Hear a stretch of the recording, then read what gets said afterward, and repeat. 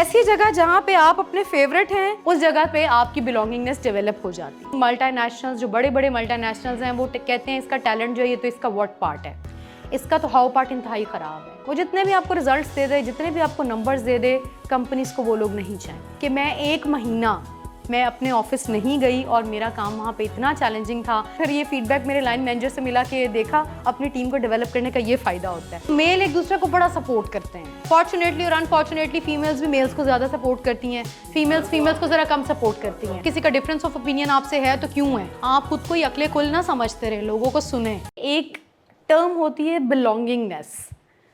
हम अक्सर बोलते हैं कि मैं इस जगह पे आता हूँ तो मुझे एक बिलोंगिंगनेस फील होती है, मैं इस जगह पे आती हूँ तो एक बिलोंगिंगनेस लगती है।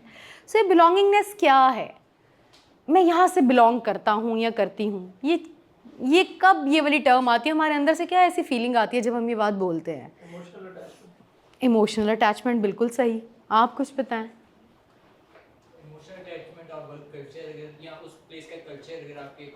कोई भी, regardless of work place, belongingness की फीलिंग कहाँ से आती है? जब घर का कोई नाम लेता है तो बिलोंगिंगनेस फील होती है, जब स्कूल का कोई नाम आता है तो हम हर एक को थोड़ी थोड़ी बिलोंगिंगनेस फील होती है कि ठीक है, this is the place, I belong to this place. Ownership अच्छी फील आती है, ठीक है। फ्रॉम फीमेल साइड जब लगे कि मैं यहाँ पे हूँ, मुझे अपना जो एनवायरनमेंट है यहाँ पे कुछ अपनाइयत जहाँ से मिले आपको, व्हेन यू फील जो आपकी फीलिंग्स होती है वो अटैचमेंट मोर ओवर जो ऑलरेडी डिस्कस्ड हो चुका है। बिल्कुल सही। इसको thank you very much everyone, आप लोगों ने बिल्कुल सही जवाब दिया। अच्छा, एक और मैं बात थोड़ा बता दूं, एक रूल इस्टेब्लिश कर लें कि there is no right answer, there is no wrong answer, ठीक है? ये जस्ट थॉट्स हैं जो आप अपनी शेयर करेंगे और we will go down our thought line, ठीक है? हम अपने थॉट्स को डिस्कस करेंगे और अपना थॉट प्रोसेस थोड़ा सा इसमें हम डेवलप करेंगे। सो बिलोंगिंगनेस हमें उस प्लेस से आती है जहाँ पर हम जाएं और हम अपना ट्रू ऑथेंटिक सेल्फ जो है कैरी कर सकें। कोई आर्टिफिशियलिटी ना हो, मैं जो हूँ मैं वो हूँ, मैं यहाँ जा रही हूँ, ठीक है, यहाँ मेरे लिए एक्सेप्टेंस है। पूरी दुनिया भी ट्रैवल करके आ जाए ना तो आप क्या कहते हैं, मेरा 14 दिन के बाद ये हाल होता है कि मैं कहती हूँ बस जो घर है ना, अल्लाह ताला ने दुनिया जहान का सुकून इसमें रखती है। सो क्या है, घर में बिलोंगिंगनेस है मेरी। बिलोंगिंगनेस क्या है कि वहाँ पे मैं अपना ट्रू ऑथेंटिक सेल्फ प्रेजेंट करती हूँ विदाउट बीइंग जज्ड। कोई मुझे वहाँ जज नहीं करता, सब मुझे जानते हैं, मैं अलाउ हूँ। सो कल हमने एक डायलॉग बोला था, मैं अपनी फेवरेट हूँ, ठीक है? तो ऐसी जगह जहाँ पे आप अपने फेवरेट हैं और आप अपना ट्रू सेल्फ जो है प्रेजेंट कर सकते हैं किसी भी वरी के बगैर, किसी भी खतरे के बगैर कि लोग आपको जज करेंगे, लोग क्या कहेंगे, उस जगह पे आपकी बिलोंगिंगनेस डेवलप हो जाती है। थोड़ा इसको ज़रा स्मार्ट वर्ड्स में पढ़ लें तो what is belongingness? It is feeling being part of something, feeling safe and respected, to be as you are and feeling like valued member of a group। बहुत प्यारी है, मुझे डेफिनेशन लगी तो मैंने इसको यहाँ पर लिख लिया। सारी चीज़ें इसने कवर कर दी कि फीलिंग कि हम किसी चीज़ का हिस्सा हैं, देन एक सेफ्टी है, सिर्फ जिस्मानी सेफ्टी नहीं है, आपको जहनी भी सेफ्टी है, जहनी तौर पे आप सेफ महसूस करते हैं। जब फ्रेंड्स के पास जाते हैं तो क्या होता है, कुछ भी बोल देते हैं ना, ख़तरा नहीं होता कि कुछ होगा, कोई परसेप्शन बना लेगा, कैसी भी बात कर देते हैं, बट आपको पता होता है कि मेरा दोस्त जानता है मैं ऐसा नहीं हूँ, ये बात करती है, but I am not like that. Respected, respect का जो एलिमेंट है ना, दिस इज़ वेरी इंपॉर्टेंट। थोड़ा यहाँ पे पॉज करके रिस्पेक्ट पे मैं बात करना चाहूँगी कि आपकी जो लाइफ की वैल्यूज़ है ना, आपकी जो लाइफ की ग्राउंड है, इसमें रिस्पेक्ट को इनकॉर्पोरेट कर लीजिए। रिस्पेक्ट जो है ना, हर चीज़ की बेस होनी चाहिए, and every single thing start from respect and you know it better. Respect for your self, अपनी इज़्ज़त खुद करें, फिर ही दूसरे आपकी इज़्ज़त करेंगे। रिस्पेक्ट फॉर अदर्स, दूसरों की इज़्ज़त करें। Respect for the future, right? So respect is very important. आप जितने भी कॉम्पिटेंट हैं, आप जितने भी टैलेंटेड हैं, आपके पास जितना भी सब कुछ है, आप जितने भी ब्लेस्ड हैं, वो सब आपके लिए है, लेकिन दूसरे आपको किस चीज़ से जानेंगे? जब आप उनकी इज़्ज़त करेंगे। इज़्ज़त देने से आपकी इज़्ज़त बढ़ेगी, ये कभी कम नहीं होगी। और ये बहुत एक मिसकंसेप्शन रहा है पास्ट में कि बंदा बहुत टैलेंटेड है, थोड़ा सा इसके साथ एटीट्यूड प्रॉब्लम है, सो उसका टैलेंट जो है ना, उसका टैलेंट नई मल्टीनेशनल्स, जो बड़े बड़े मल्टीनेशनल्स हैं, वो कहते हैं इसका टैलेंट जो है ये तो इसका व्हाट पार्ट है, इसका तो हाउ पार्ट इंतहाई ख़राब है। He doesn't know how to respect. So जिस बंदे को रिस्पेक्ट आती ही नहीं है करनी, वो बंदा एक फारिग बंदा है। वो जितने भी आपको रिजल्ट्स दे दे, जितने भी आपको नंबर्स दे दे, कंपनीज़ को वो लोग नहीं चाहिए। इस रिस्पेक्ट में मैं अगेन बताऊंगी, यहाँ पर मेजॉरिटी वर्किंग प्रोफेशनल्स की है। It is also respecting your deadlines. जो प्रोजेक्ट दिए हैं उनकी रिस्पेक्ट करें। रिस्पेक्टिंग अदर्स में आ जाएगा कि दूसरों के टाइम की रिस्पेक्ट करें, दूसरों के इमोशंस को समझें, दूसरों को समझने की कोशिश करें। So respect is a vital part, it should be a vital part of your life, both personal and professional. इसको लिख लीजिए। उसके बाद इंक्लूसिविटी क्या है? इंक्लूसिविटी उस जगह पे बेहतरीन हो जाएगी जहाँ पे हर एक बंदे को ट्रू बिलोंगिंगनेस आ जाएगी। बहुत सा हमारे यहाँ पे काफ़ी प्रोफेशनल्स बैठे हैं, जस्ट रेज योर हैंड्स वो लोग who look forward to go to their workplaces every single day and whenever they are on leaves they tend to miss their workplace। कौन कौन है? आप भी आप भी ओके, आप भी। अच्छा चलिए, किसी से अच्छा सर आप बताइए, आप क्यों अपनी वर्क प्लेस को मिस करते हैं? इनके बाद मैं आपके पास आती हूँ। जी सर प्लीज़। एक जगह पे काम करते हुए हमने बहुत सी चीज़ें अपने घर जैसी बना कंफर्ट जोन में आ गए हैं। चीज़ें जो कि बन चुकी हैं, फिर थ्रू आउट चीज़ें प्रोग्रेस में चल रही हैं, तो वो जो प्रोग्रेस की डेडलाइंस है ना, वो आपको एंगेज रखती हैं। इवन छुट्टी वाले दिन भी आप सोच लेते हैं कि या इवन शाम के टाइम आप सोच लेते हैं कि कल जब हमने जाना है ना, तो एटलीस्ट ये चीज़ें आज करनी है।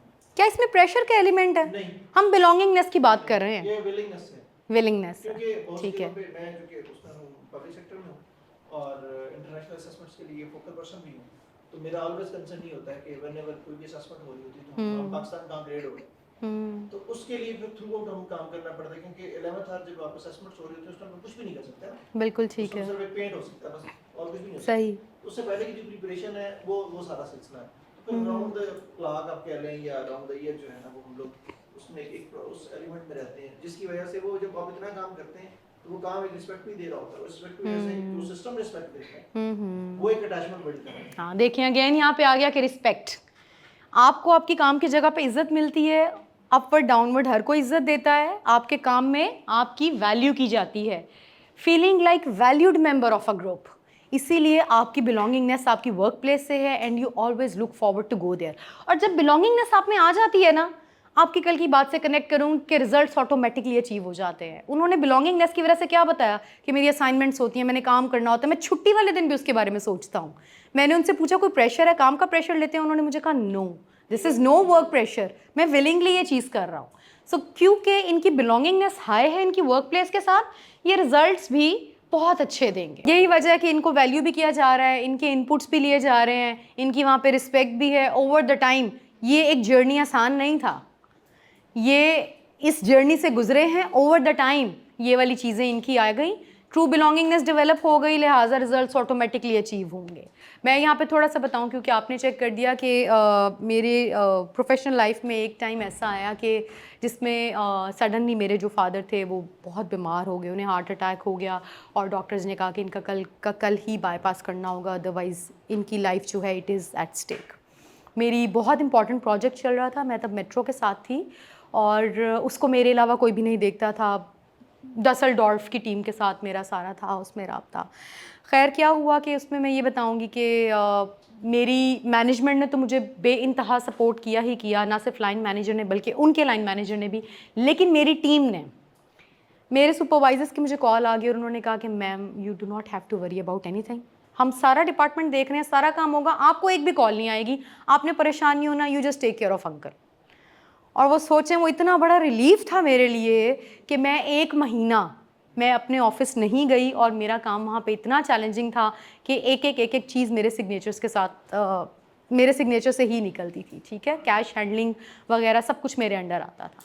सो मुझे पता भी नहीं चला। तो जब मैं वापस गई तो मुझे फिर ये फीडबैक मेरे लाइन मैनेजर से मिला कि देखा अपनी टीम को डेवलप करने का ये फ़ायदा होता है कि बॉस कहीं पे भी चला जाए टीम तंग ही नहीं करती है, वो सारा काम जानते हैं। सो फिर मेरा उनको ये जवाब था ठीक है फिर अपनी जगह मुझे दें, मेरी जगह उन्हें दें, अब हम सब फुली डेवलप है।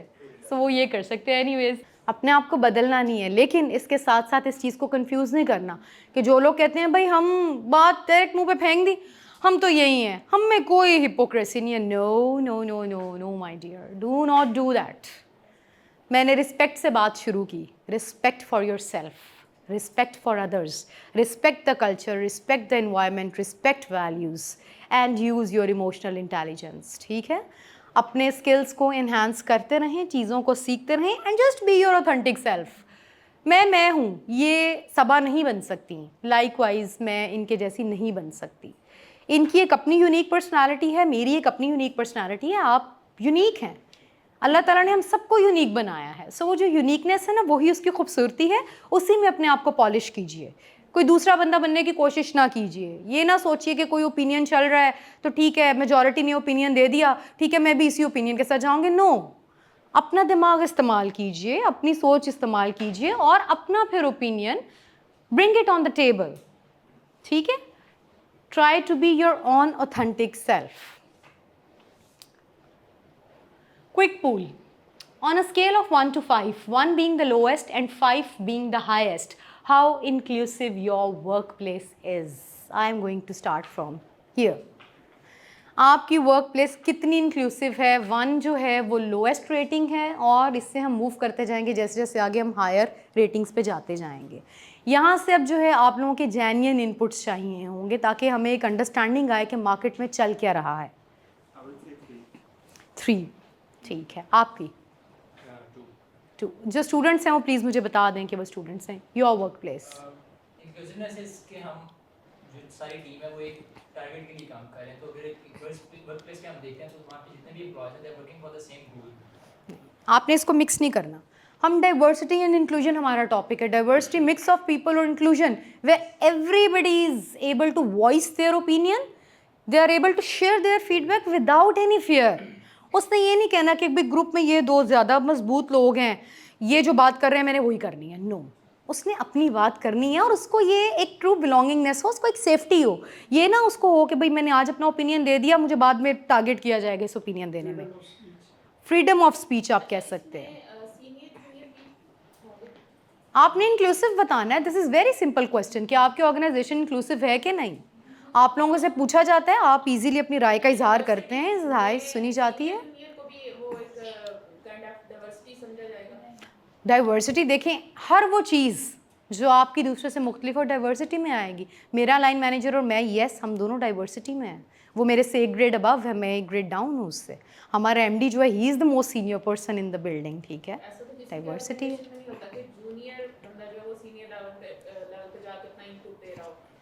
ऐसा क्यों नहीं होता है? ऐसा बिल्कुल होता है।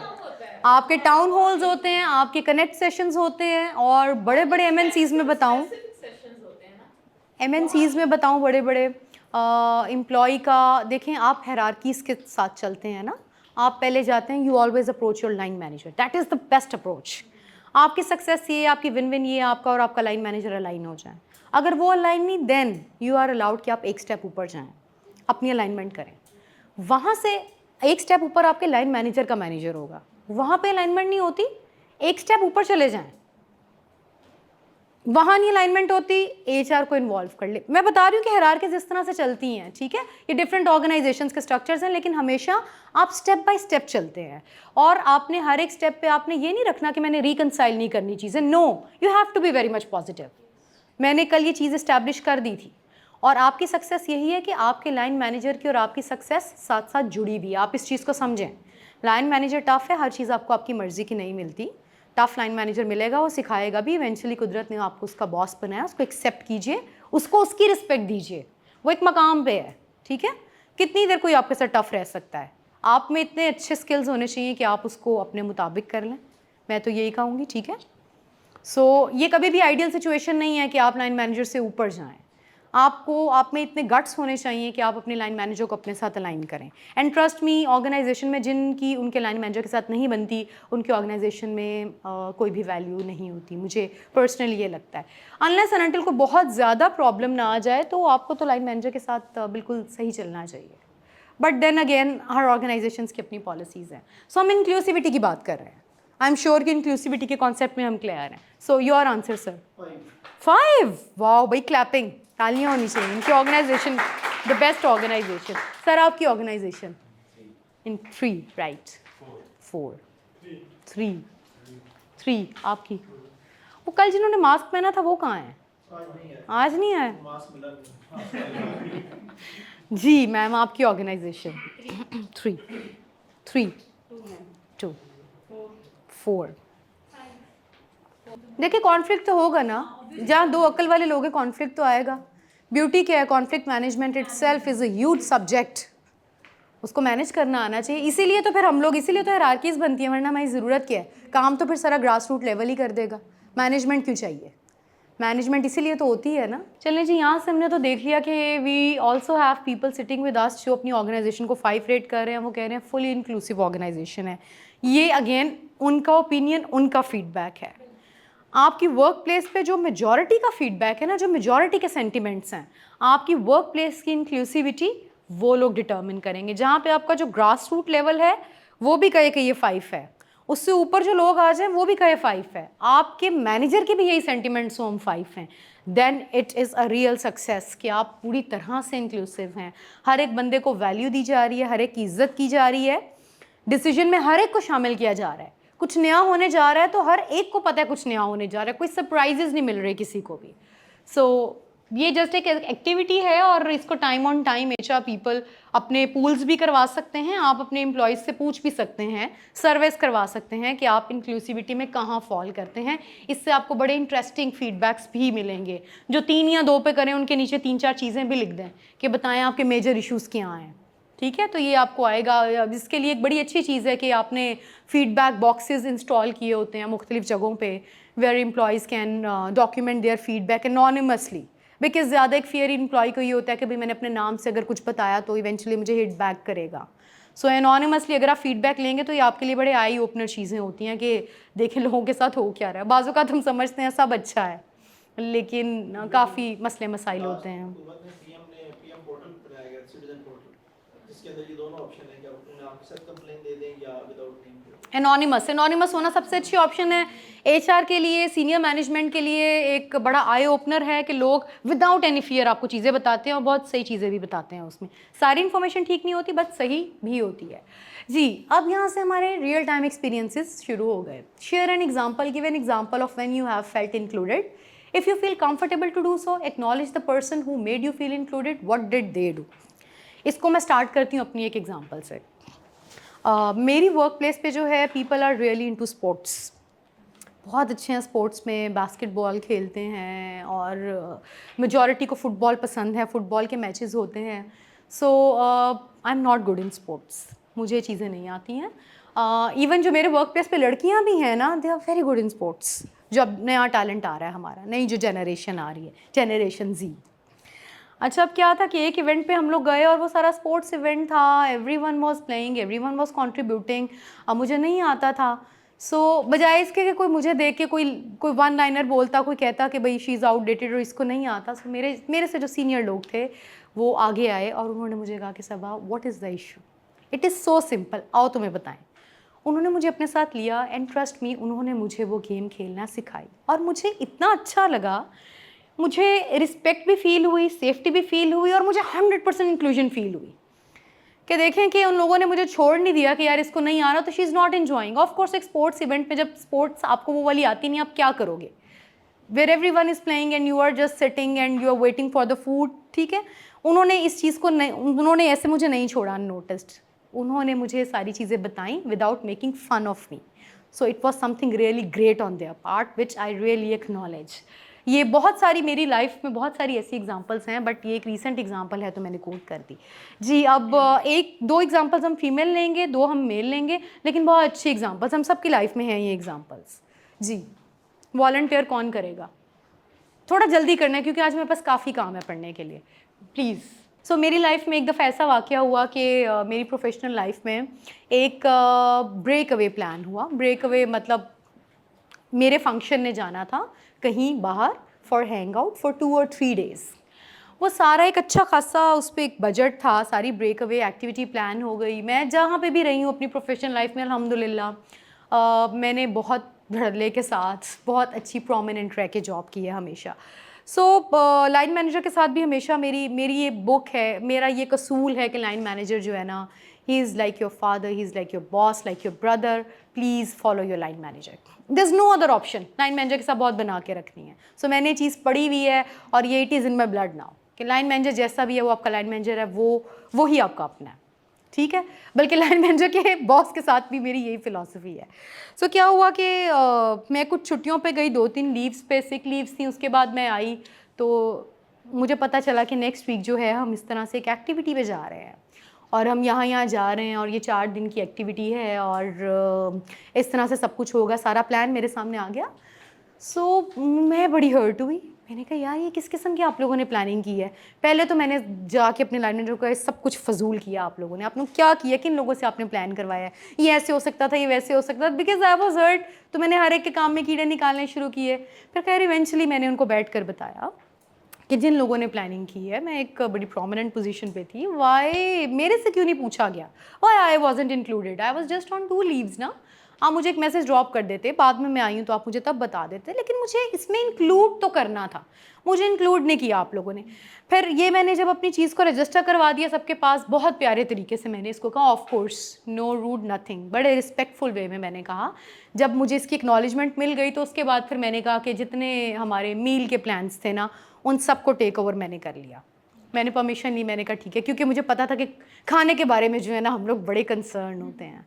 तो मैंने कहा कि ठीक है, इसमें अब जो मील्स होंगे उन सबको मैं देखूंगी और मैं प्लान करूंगी कि मील्स किस तरह से होंगे और किस किस तरह से मिल रहे होंगे। सो ये वाला एक ऐसा तरीका था जिसमें मैं हर्ट तो बहुत ज़्यादा हुई, मुझे कोई इंक्लूड नहीं किया गया। 2 दिन मैं अवे गई, वापस भी आके मुझे बताया नहीं गया। फिर एक दिन मुझे 3rd पर्सन से पता चला। सो मैंने उसको प्रॉपर जो है अपने ओपिनियन को वॉइस करवाया in a very respectful and professional way. और उसके बाद फिर एक्शन प्लान मैंने ये बनाया कि अब जो इसी ट्रिप की सबसे अहम चीज़ है ना, उसको मैं लूँगी अपने चार्ज में और मैं देखूँगी कौन मुझे रोकेगा, मैं उसको लूँगी। और फिर उसको मैंने अपने चार्ज में लिया भी, ठीक है, और सब ने खुशी खुशी मुझे उसका चार्ज भी दिया। सो ये एक मेरी एग्जांपल है जो आज तक मेरे दिल पे लगी हुई है कि मुझे इंक्लूड नहीं किया गया था। सो अगेन ये कि जब आपकी इंक्लूजन नहीं है ना, जब आपको इंक्लूड नहीं किया जा रहा, तो अगेन इट्स यू योरसेल्फ जिसने एक्शन प्लान बनाना है। या तो फिर आप नाराज़ होकर बैठ जाएं पीछे, आप नेगेटिविटी में खेलते रहें कि हमसे किसी ने क्या पूछ लेना है, हमसे किसी ने क्या करना है। या फिर ये है कि आप थोड़ा अपने दिमाग को इस्तेमाल करें, बी अ स्मार्ट पर्सन, अपना ओपिनियन भी जो है उसको वॉइस करवाएं और आगे एक्शन प्लान बनाएं कि अब आप किस तरह से अपने आप को नोट करवा सकते हैं, ठीक है, अच्छे तरीके से नोट करवा सकते हैं। सो जहाँ जहाँ आप लोग नॉट इंक्लूडेड फील करें, प्लीज़ उसका एक्शन प्लान बनाइए। ये एक्शन प्लान आपके लाइन मैनेजर ने नहीं बनाना, उसके लाइन मैनेजर ने नहीं बनाना, इट्स यू योरसेल्फ। आपकी ड्यूटी है आपकी ग्रोथ, आपका करियर, आपकी ज़िंदगी, आपकी रेप्यूटेशन, आपका मेंटल पीस, ठीक है। अपनी ग्रोथ को, अपने करियर को, अपनी ऑर्गेनाइजेशन में एग्जिस्टेंस को ओन कीजिए। कोई और आपके लिए चीज़ें कंफर्टेबल नहीं बनाएगा। छोड़ दें इस सोच को, मैनेजमेंट ये करेगी, मैनेजमेंट ये नहीं करी, मैनेजमेंट वो नहीं करी, नो, ठीक है। दूसरी तरह से देखें कि आप किस तरीके से अपने हालात को बेहतर कर सकते हैं, आप किस तरीके से ऐसे बन सकते हैं कि आप लोगों को अच्छे लगें। सो यहाँ से अब हमारी क्या लर्निंग आती है, रियल टाइम एग्जांपल्स हैं, इसमें कोई आर्टिफिशियलिटी नहीं है, कोई शुगर कोटिंग कुछ नहीं है, हमारे रियल एक्सपीरियंसेस हैं। सो नॉट इंक्लूडेड, जहाँ जहाँ आप हैं वहाँ अगेन आप ही हैं जिसने चीज़ों को अपनी फेवर में करना है और अपने जहन में सोच के रखना है कि चीज़ें तमाम आपके लिए सही नहीं हैं। रास्ता बिल्कुल सीधा नहीं है, रास्ता सीधा शायद कोई, क्योंकि हमारे वर्क प्लेसेस पे अभी मेल जो है ना वो मेजॉरिटी में है। सो मेल एक दूसरे को बड़ा सपोर्ट करते हैं, फॉर्चुनेटली और अनफॉर्चुनेटली फीमेल्स भी मेल्स को ज़्यादा सपोर्ट करती हैं, फीमेल्स को ज़रा कम सपोर्ट करती हैं। नहीं, मैंने चेंज नहीं किया, नहीं, आपने मुझे सुना नहीं, you didn't hear me properly. I said कि वर्क प्लेसेस में males are in majority, males को बहुत सपोर्ट करते हैं और फीमेल्स जो हैं वो भी मेल्स को बहुत सपोर्ट करती हैं, बदनिस्बत इसके कि फीमेल्स को सपोर्ट करें। ये पूरा एक सब्जेक्ट है जो हम फीमेल्स को पढ़ाते हैं कि they have to support other females as well. ये इन सबको पता है जो HR में फीमेल्स हैं, बट जो आदमियों का ये है कि वो थोड़े खुद ज़्यादा, मुझे ये लगता है, मैं गलत भी हो सकती हूँ, कि वो ज़्यादा ओपन हार्टेड होते हैं। वो अपने मेल्स को तो सपोर्ट करते हैं, लेकिन वो लड़कियों के मामले में बड़ी अच्छी सपोर्ट देते हैं। मैं खुद इस चीज़ को मैंने विटनेस किया है कि मेरे बेस्ट कॉलीग्स जो रहे हैं मेरी काम वाली जगह पे वो मेल्स रहे हैं, मेरे जो बेस्ट फ्रेंड्स हैं वो मेल्स हैं। मुझे अपनी कोई कभी भी कोई एडवाइस चाहिए हो, कोई बड़ा क्रिटिकल इशू हो, तो यकीन मानिए मेरे बेस्ट मेल कॉलीग्स हैं जिनको मैं रीच आउट करती हूँ। सी कि कितनी ज़्यादा आपको सपोर्ट यहाँ पे भी नज़र आ रही है, बिकॉज ये एक फैक्ट है, इससे हम आंखें नहीं बंद कर सकते। औरतों को काम वाली जगह पे कौन चलाएंगे? वो हमारे मर्द हजरात ही हैं जिन्होंने अपनी सपोर्ट एक्सटेंड करनी है और औरतों को सक्सेसफुल करवाना है। मैं कभी भी ये नहीं कहती कि औरत की सक्सेस अकेली नहीं है, ये मिल के है success. This is hand in hand. जिंदगी में भी किसी भी शोबे में आप चले जाएं, इन दोनों ने मिल के काम करना है तो जिंदगी की गाड़ी चलनी है, वरना नहीं चलनी है। सो और कोई नॉट इंक्लूडेड की एग्जांपल अच्छी जी, अगेन फ्रॉम फीमेल साइड। अच्छा, अब यहाँ पे आप लोगों ने एक और चीज़ आप लोगों ने फील की है कि नॉट इंक्लूडेड की जितनी एग्जांपल्स आ रही हैं ना, वो फीमेल्स की आ रही हैं, बिकॉज ट्रस्ट मी मेल्स कि फीमेल्स के लिए it is very difficult at work places to survive, it is not easy. चाहे कोई आपको फीमेल डेली तैयार हुई मिलती है, स्माइल के साथ आपको बात करती हुई नज़र आती है, यू डोंट नो कि उसने कितनी टेंशन्स को अपने अंदर एब्जॉर्ब किया हुआ है, वो कितनी दफ़ा वो निगलेक्ट उसको किया जाता है, लेकिन फिर वो उस पर ज़रा अपनी आंखें बंद करती है और वो अपना रास्ता बनाती है कि नहीं मैंने आगे चलना है। यू हैव नो आइडिया कि कितने सारे सेट ऑफ चैलेंजेस जो हैं हम फीमेल्स को फेस करने पड़ते हैं, not only at grass root level, but जैसे जैसे आप लेडर में ऊपर जाते जाएंगे ना, फीमेल्स के लिए चैलेंजेस बढ़ते जाते हैं। और एक जो पिक्चर है ना, शायद आप लोगों ने भी देखी हो, सोशल मीडिया पे काफ़ी चलती है कि एक मेल और फीमेल खड़ी है, मेल का जो रास्ता है ना, ट्रैक, वो बड़ा क्लियर है, उसमें बड़ी थोड़ी सी ऑब्स्टिकल्स हैं, वेयरएज़ फीमेल के लिए इतनी ढेरों ढेर ऑब्स्टिकल्स हैं। बट अब क्या कर सकते हैं, this is the way it is. पानी ने अपना रास्ता भी तो खुद बनाना है ना। जी प्लीज़। मेरी कंपनी में ऐसा है कि एचआर डिपार्टमेंट में 2 टीम्स हैं, एक रिक्रूटमेंट एंड सिलेक्शन वाली साइड की है और एक ऑप्स की है। Is she audible to you? Yes, ठीक है, शुक्र है। तो उसके बाद ये हुआ कि Thank you. उसके बाद ये हुआ कि अचानक से जब टीम रिक्रूटमेंट सिलेक्शन फुलफिल हो जाती है, सो व्हाट दे डू कि अचानक से उनके पास एक आइडिया आता है कि मैंगो मीनिया करना है, ठीक है, जबकि मैं बहुत क्रिएटिव हूँ। तो उन्होंने एक दिन सैटरडे को आके काम वगैरह कर लिया, मंडे को हम लोग वापस आए तो मुझे पता चला ये हो रहा है, तो मैं तो थोड़ा लेफ्ट आउट फील कर लिया। मैंने कहा यार मैं तो ज़्यादा अच्छे से आइडियाज ले सकती थी इसके अंदर, since I consider my self very creative, मैं ज़्यादा अच्छे से इस तरह के कामों में पहले भी करती रही। बिल्कुल सही। पर मैंने उस वक्त टाइम में जो थोड़ा हिंट करा दी कि भाई मुझे ये बात ज़रा अच्छी नहीं लगी, तो आगे आ रही थी 14 अगस्त, तो मैंने 14 अगस्त को पहले प्लान कर लिया। मैंने अपने आप को नॉन इंक्लूसिव वहाँ पे फील किया, पर मैंने कहा था कि मैं इस तरह पे प्लान अपना पहले पुटअप करूँगी, पहले स्टेप लूँगी, उसके अंदर बाकियों को इन्वॉल्व करूँगी। तो उसके अंदर मैंने ये किया कि आई गेव आइडिया, उसके बाद एचओडी ने भी आइडिया सुने, अप्रूव भी कर दिए, और उसके बाद मैंने करवा भी दिया। सो एचओडी ने क्या किया कि हम 3 लोगों की क्रिएटिव की टीम बना दी कि आप लोग ये फंक्शंस वगैरह जितनी भी एम्प्लॉय एंगेजमेंट्स होंगे वो लोग आप लोग देखा करेंगे। सो आई फील अकम्प्लिश कि मैंने थोड़ा स्टैंड दिया, उसके बाद थोड़ा प्लान आउट करके एक वो ही वही चीज़ जो मैं पहले करना चाहती थी, आई डिड इट बाद में और डिड इट वेरी वेल। अच्छा, well done, thank you very much. So यहाँ से हमने इस्टेब्लिश क्या किया इस एक्सरसाइज से, इस एक्टिविटी से, कि अगेन इट्स यू। शामिल किसी ने आपको किया, ठीक है, अच्छी बात, उसकी तारीफ़ करें, उसको एक्नॉलेज करें, उसको याद रखें, उसको अप्रिसिएशन कार्ड दें। कोई आपकी टीम की मीटिंग, टीम का लंच, टीम का डिनर हो, कॉफ़ी कनेक्ट हो, कुछ भी हो, सब में खड़े होकर बताइए उसे कि भाई कल मेरा ये काम था और इस बंदे ने मुझे इसमें ये सपोर्ट किया, थैंक यू वेरी मच। आप यकीन करें उस बंदे को इतना अच्छा लगेगा ना, आप अपना लाइफ लॉन्ग एक रिलेशन बना लेंगे। आप लोग अगर किसी को हेल्प आउट करें और कोई आपको इस तरह से जाके थैंक यू कहे सब लोगों के सामने, शायद पर्सनली कहे तो आपको अच्छा लगे, लेकिन जब वो सबके सामने जाके आपको एक्नॉलेज करेगा ना, यकीन करें वो फील ही डिफरेंट होगी। तो इस तरह के जब काम होंगे ना, तो आपकी वर्क प्लेस पे बिलोंगिंगनेस इंक्रीज़ करेगी, ठीक है, आपके बंदों के साथ ताल्लुकात बनेंगे, एंड ट्रस्ट में ताल्लुकात बनेंगे, नेटवर्किंग होगी। नेटवर्किंग आगे जाने का, ज़िंदगी में कामयाब होने का जो एक फार्मूला है ना, वो नेटवर्किंग है, बड़ा पावरफुल फार्मूला है।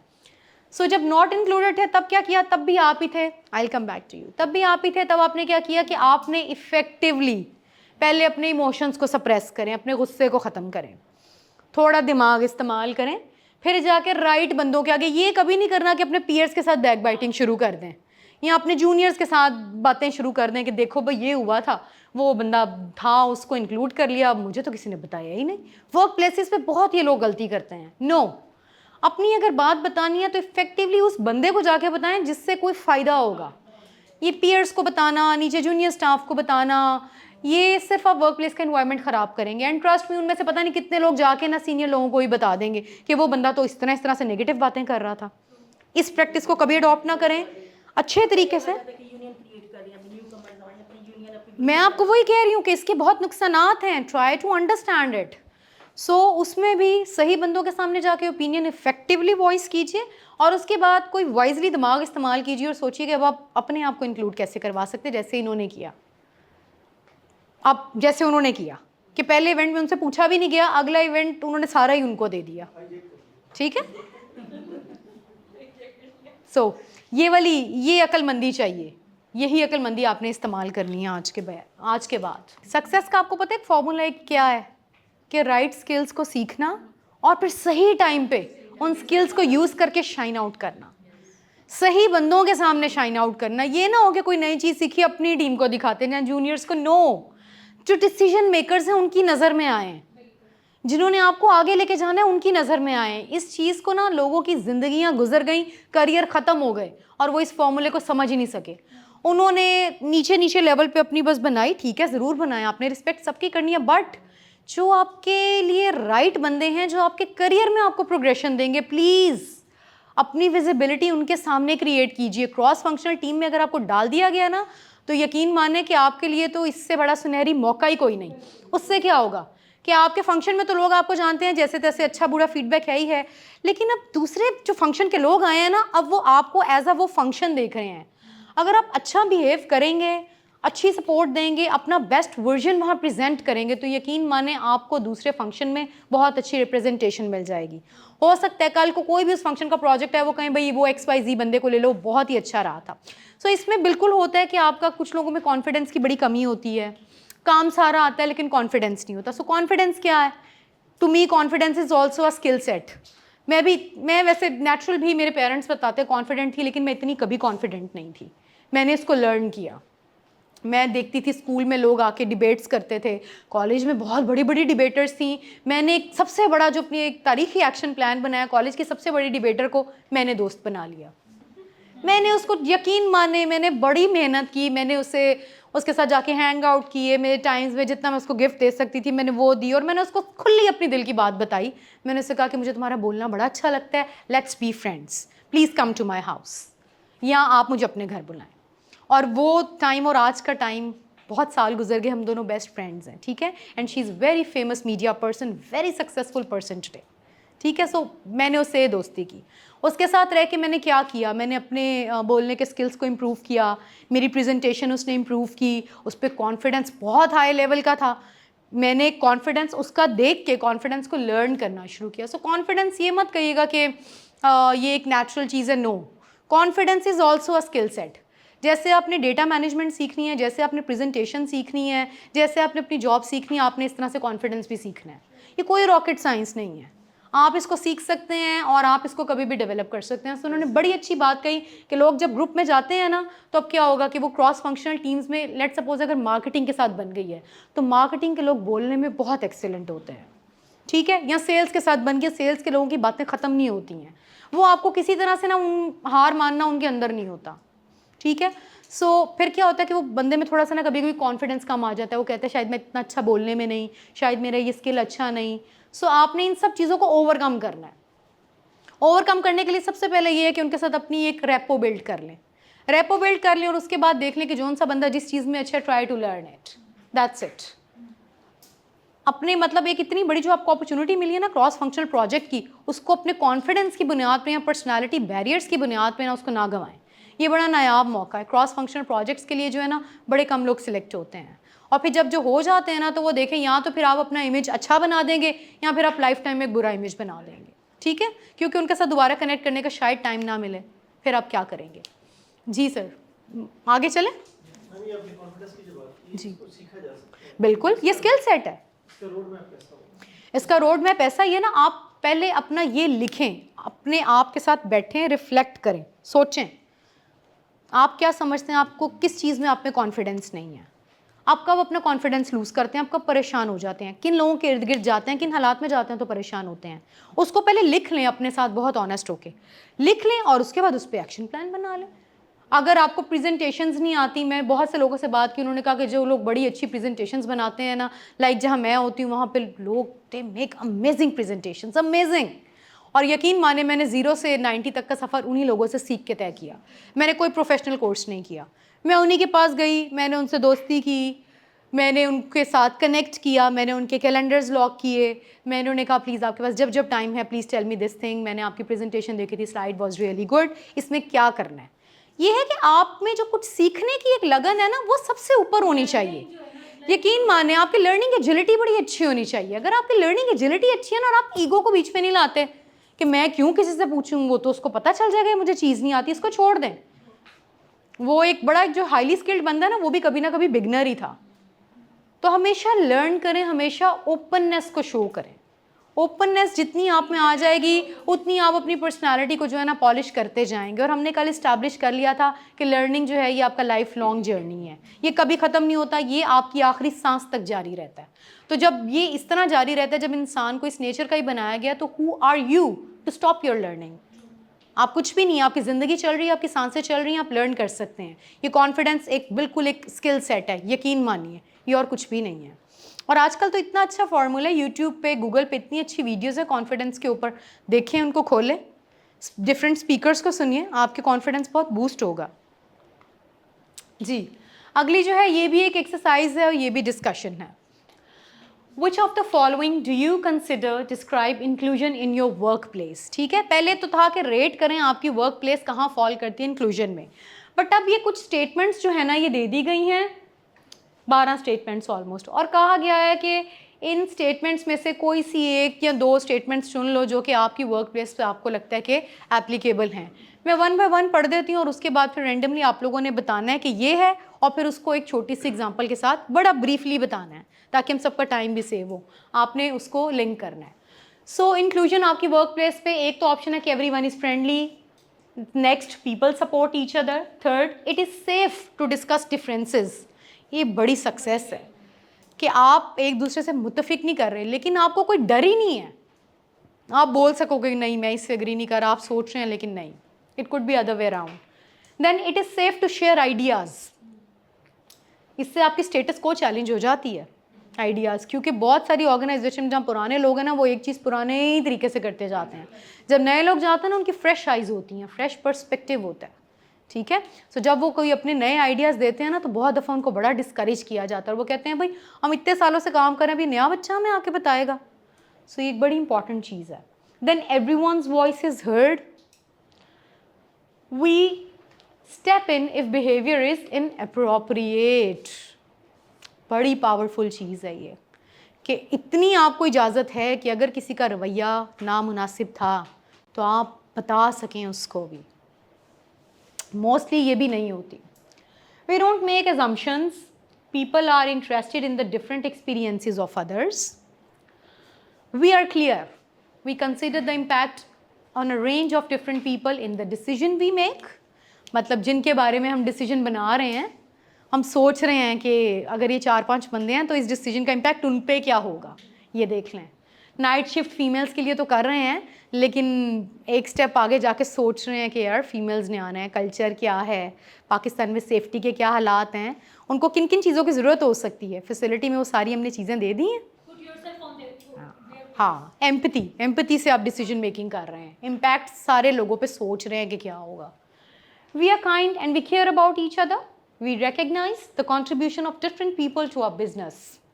चलें जी, यस, रिकग्निशन ना, देखिए हम पता है क्या हम करते हैं कि हमारे ना दिल को कुछ हो जाता है जब किसी की रिकग्निशन हो जाती है।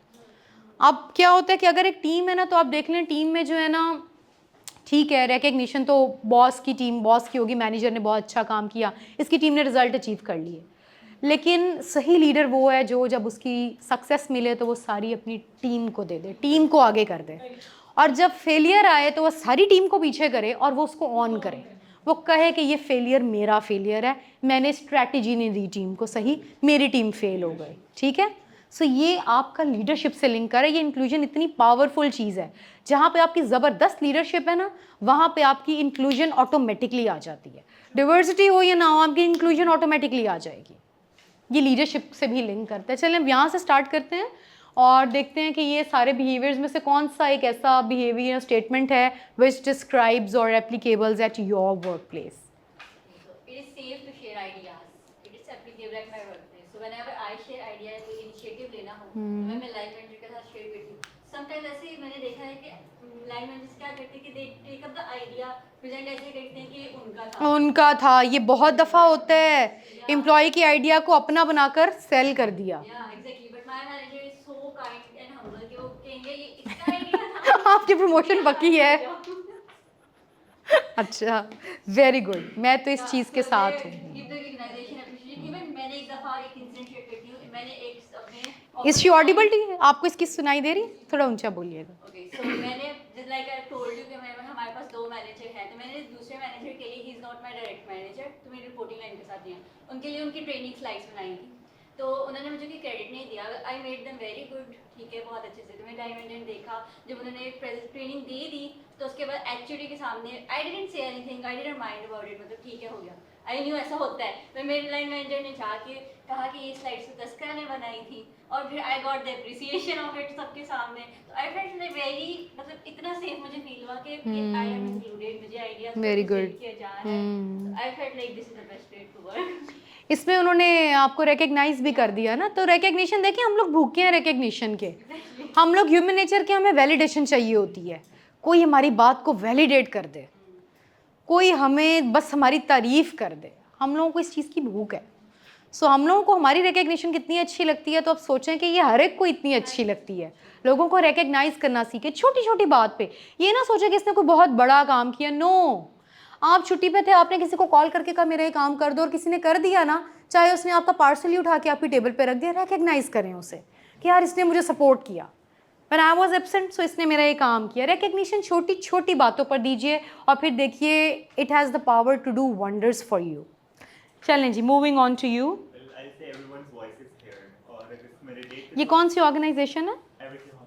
अच्छा, ठीक है, गुड। मैं रिलेट करूं तो एक सिनेरियो था जब हम लोग पेरोल की स्ट्रेटजी थोड़ा चेंज कर रहे थे, तो उसमें CEO, CFO, HODs were included, but मेरा पॉइंट ऑफ व्यू थोड़ा डिफरेंट था। मैंने अपनी सारी वर्किंग किसको जस्टिफाई किया and I got the policy changed.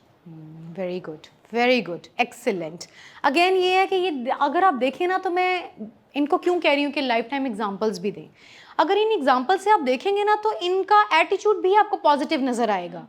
ये किसी भी जगह नेगेटिव खुद नहीं हुए, ये पॉजिटिव रहे, ये मैदान में रहे, दे वर इन द गेम। ठीक है, किसी भी टाइम आपने ये नहीं सोचना कि I am going to quit this game. No, you have to be in the game.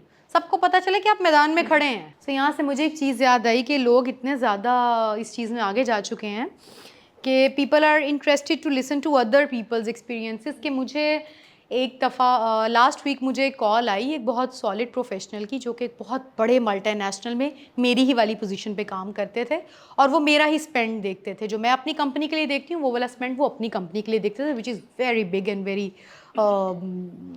क्या उसको कह लें कि वेरी सिग्निफिकेंट स्पेंड। सो उन्होंने जब मुझे अपना इंट्रोडक्शन करवाया तो आई वाज वेरी सरप्राइज्ड। तो उन्होंने मुझे कहा नहीं, मुझे ये चीज़ उस कंपनी से पता चली थी कि वहाँ XYZ कंपनी में सबा इस चीज़ को देखती हैं and she is handling it very well, तो आप उनसे पूछें। तो फिर मैंने समहाउ आपका नंबर बड़ी मुश्किल से ढूंढा है, और आप मुझे बताएं क्या ये चीज़ें ऐसे ही हैं। और उन्होंने मेरे से काफ़ी डिटेल्स ली, और मैंने अपने एक्सपीरियंसेस और अपने वेज़ ऑफ वर्किंग भी उनसे शेयर किया कि मैं इसको कैसे देख रही हूँ। और उसके बाद मैंने उनको अपना फीडबैक शेयर किया। मैंने कहा यार आई एम सो हैप्पी कि आपने जिस तरह से ये एक ओपननेस ऑफ माइंड दिखाई है, ये कौन करता है? ये कोई भी नहीं करता। मतलब लोग अब इतनी एडवांसमेंट आ चुकी है लोगों में कि वो देखें, लिंक्डइन पे सारे बड़े बड़े प्रोफेशनल मौजूद हैं, हर कोई मौजूद है। सो लिंक्डइन से लोगों को ट्रैक करना कोई मुश्किल नहीं। देन उन्होंने कितनी स्ट्रगल की, उन्होंने मेरा नंबर जिस तरह किया, और फिर the right set of questions. Of course मैं उसकी कॉल ड्रॉप कर देती कि मैं कहती है क्या कॉल कर रहा है, मैं इसे क्यों अपनी चीज़ें बताऊं। लेकिन मैंने 2-3 उसके क्वेश्चन से इस चीज़ को इस्टेब्लिश कर लिया कि he is very solid professional. और फिर कंसिडरिंग कि वो जिसके साथ काम कर रहा था, जिस पोजीशन पे कर रहा था, और right set of questions that he started asking me, I really enjoyed that call. और उसके बाद मैंने कहा कि नहीं, ये बड़ी अच्छी चीज़ है। और उसने मुझे कहा कि I would like to share my experience with you also, और अगर आपको कोई चैलेंज है तो प्लीज़ मुझे ज़रूर बताइएगा। सो लोग अब इस तरह जा चुके हैं। मैं कोलैबोरेशन यस, बट ये है कि इस तरह क्या, एक तो नेटवर्किंग आपकी हो गई, और आपने देख लिया अपने कंफर्ट जोन से बाहर निकल के कि बाहर की दुनिया में क्या हो रहा है। उसने एक थर्ड बंदे से तो सुनी मेरी बात, लेकिन उसने उस पर अपना क्या दिमाग यूज़ किया। उसने कहा हो सकता है ये बात कह रहा है तो ऐसे ही कह रहा हो, क्यों ना मैं उस बंदी को ढूंढूं और मैं उससे पूछूं कि उसका क्या एक्सपीरियंस है। सो और फिर अगेन ये कि मैंने बताया कि अगेन उसकी वर्किंग, उसने अपनी वर्किंग कंप्लीट रखी हुई थी। अगर वो बगैर वर्किंग के, बगैर फैक्ट्स के मेरे साथ क्वेश्चंस पे जाता तो शायद मैं कॉल ड्रॉप कर देती, बट मुझे अच्छा लगा उससे बात करके क्योंकि वो एक सॉलिड प्रोफेशनल था और उसकी वर्किंग कंप्लीट थी, उसके पास एक एथिकल डेटा मौजूद था। ऑनरशिप इंक्रीज़ होती है, हर कोई इंक्लूडेड फील करता है, उससे बिलोंगिंगनेस लोगों की बढ़ेगी, बिलोंगिंगनेस बढ़ेगी, लोग खुश होकर काम पे आएंगे, काम अच्छे मूड के साथ करेंगे तो ऑटोमेटिकली सेल्स ज़्यादा होंगे। ठीक है, ये चीज़ इस्टेब्लिश होगी, बिलोंगिंगनेस बढ़ेगी तो रिजल्ट्स ऑटोमेटिकली अचीव होंगे।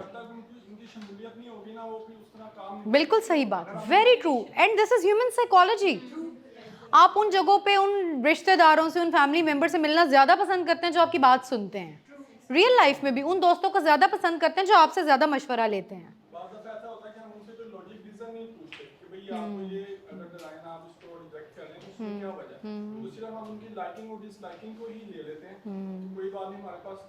Very true. देखें, ये this is just a trick to play with human psychology. आपने साइकोलॉजिकली भी तो आपने किसी को कैप्चर करना है ना, तो ये जस्ट ये आपने उससे पूछ लिया, उसको लग गया।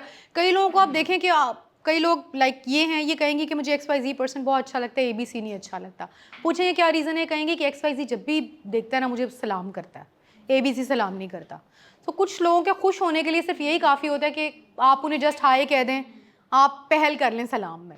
सो जब आप किसी को इंक्लूड कर लेते हैं ना तो ये फीलिंग बहुत अच्छी आती है, अगला वैल्यूड फील करता है। जब वैल्यूड फील करेगा तो ऑटोमेटिकली वो रिजल्ट भी देगा, खुशी के साथ, ऑनरशिप के साथ। आपकी एब्सेंस में काम भी अच्छा करेगा ना। इवेंचुअली आप लॉयल्टी लोगों की इस तरह डेवलप करते हैं, फिर जब लॉयल्टी आ गई तो फिर नथिंग लाइक दैट। जी यस प्लीज़। इसी तरीके से एक और मेरा जो फर्स्ट ऑर्गेनाइजेशन था एचआर परस्पेक्टिव से, मैं उस टाइम जूनियर एचआर था एग्जीक्यूटिव लेवल। तो हम गेम्स के लिए क्रिकेट खेलने गए हुए, तो वहाँ पे एम्प्लॉय की बॉस के साथ, प्लीज़ उन्हें सुनिए, थोड़ा ऊंचा बोलिएगा। एम्प्लॉय की बॉस के साथ आर्गुमेंट पास हो गए डिफरेंट सिस्टम के जो नहीं होने चाहिए, लाइन मैनेजर के साथ, डायरेक्ट बॉस के साथ, सीईओ के, ओह मतलब क्रिकेट खेलने गए। उसने आउट कर दिया होगा ना उसने, कोई बैटिंग नहीं की। कुछ ऐसे हुआ कि जो ग्राउंड के अंदर चीजें होती हैं, मतलब रिस्पेक्ट दोनों ने एक दूसरे की ब्रीच की ना। अगर मैं सही बात पे कह दूं, जब आप रिस्पेक्ट कह देते हैं ना तो फिर कौन सही है कौन गलत है, यकीन माने रिस्पेक्ट एक बहुत ऊंची चीज़ है। आप रिस्पेक्ट फॉर अदर्स में ना, चाहे कई दफ़ा आप सही भी हैं, आपको पता है मैं सही हूँ, लेकिन चूंकि आपकी रिस्पेक्ट एक वैल्यू है ना, आप अगले को रिस्पेक्ट देते हैं और आप खामोश हो जाते हैं। तो वो दोनों तरफ से पास हो गए कमेंट्स, वापस आए नेक्स्ट डे मुझे कहा कि इसको ना, इसका इंक्रीमेंट रिसेंटली लगा था, इसको रिवर्ट इंक्रीमेंट कर दो और देन उसके बाद इसको नोटिस दे दो, ना टर्मिनेशन। मैंने कहा अच्छा, पहले एक दिन तो मैं खुद सोचता था कि अब मैं क्या करूं, मैं चुप रहा। नेक्स्ट डे पूछा, हाँ जी वो जो आपको काम कहा था, मैं कहा जी मैं नहीं कर सकता। अच्छा, ऐसे ही कह दिया वेरी स्ट्रेट फॉरवर्ड, मैंने कहा मैं नहीं, CEO को आपने कहा? ओह मैंने कहा सिस्टम में नया नया आया था ना, ठीक है, मतलब मैंने ठीक कहा है। कि देखी जाएगी क्या होगा कि, लेकिन मुझे पता है कि ये डिसीजन गलत हो रहा है और एक वो क्वालिटी रिसोर्स है, हम उसको इस बेस के ऊपर टर्मिनेट कर दें कि जी गेम्स के अंदर आपस में आर्गुमेंट पास हुए तो उसको उन्होंने कहा ओके नहीं दे सकता, आप कर सकते ना, तो आप मुझे अपने ये रिटर्न फॉर्म में मेंशन कर दो कि आपके पास एक कैपेसिटी नहीं है कि आप इसको टर्मिनेट। मैं कहा ओके फाइन। टर्मिनेशन के लिए उसने आपको रीज़न क्या बताई? कोई रीज़न आपने अगले को भी तो दिया, अगला अगर कोर्ट में चला जाए। अच्छा, हाउ पार्ट पे, ठीक है। ठीक है, तो मैंने कहा जी ओके फाइन, मैं नहीं कर सकता। मैं उस organization कोई बीच का रास्ता नहीं निकाला उसने?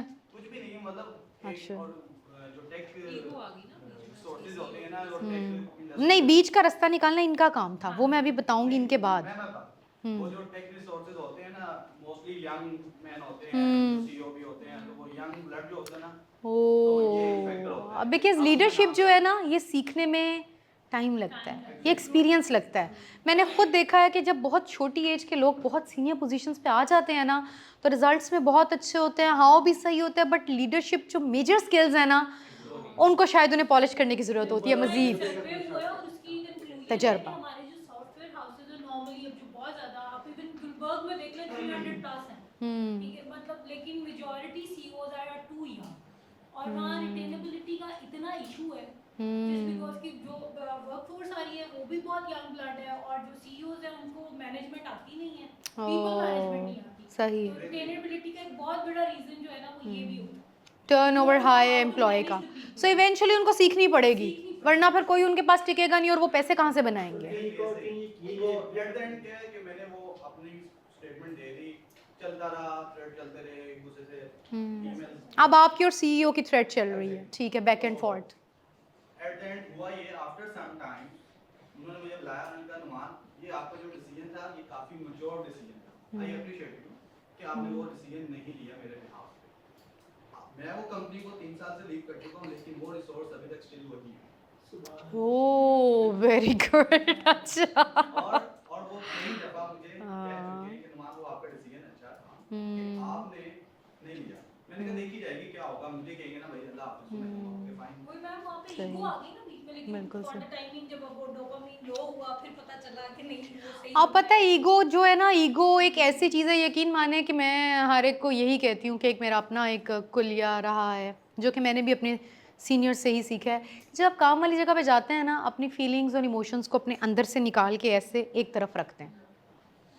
कोई आपको कुछ भी कहे, आपको इंडिफरेंट रहना है। Be a professional. अपने गुस्से को, उसने मुझे बुलाया नहीं, मुझे देख के 10 बंदों को बुला लिया, मुझे बुरा लग गया, नो प्लीज़। आपको भी ज़रा स्ट्रॉन्ग होना है, सॉलिड होना है, तो अपनी फीलिंग्स को ऐसे पकड़ के एक तरफ रख दें। And trust me, conscious effort करेंगे तो you will be able to reach to the point कि जब आप अपनी फीलिंग्स को ऐसे रख देंगे। बानो बुच्चे साहब की किताब है मर्द ऑपरेशन, उसके अंदर उनके डायलॉग है कुदरतुल अशराफ साहब के साथ, जिसमें बानो बुच्चे साहब ने पूछा था कुदरतुल अशराफ साहब से जब गुस्सा आता है तो उसको कंट्रोल कैसे करें। तो कुदरतुल अशराफ साहब ने कहा कि जैसे आप चाय को कप में डालने से पहले एक उससे स्ट्रेनर से गुजारो, जो उसमें से गुजारते तो पत्ती ऊपर रह जाती है और चाय नीचे चली जाती है। इसी तरीके से जब किसी की बात आप तक आती है, अगर तो आप उसको डायरेक्ट टकराओगे तो वो आपके अंदर नहीं उतरेगी और वो कॉन्फ्लिक्ट पैदा हो जाएगी। और अगर आप उसको उसी तरह से छान लोगे तो चीज़ें कुछ फिल्टर होकर नीचे चली जाएंगी, तो आपको गुस्सा नहीं है। लेकिन ये कहना बहुत आसान है, ये रोकना बड़ा मुश्किल है। गुस्से को, हर एक को रोकने का अपना फॉर्मूला, अपना तरीका है।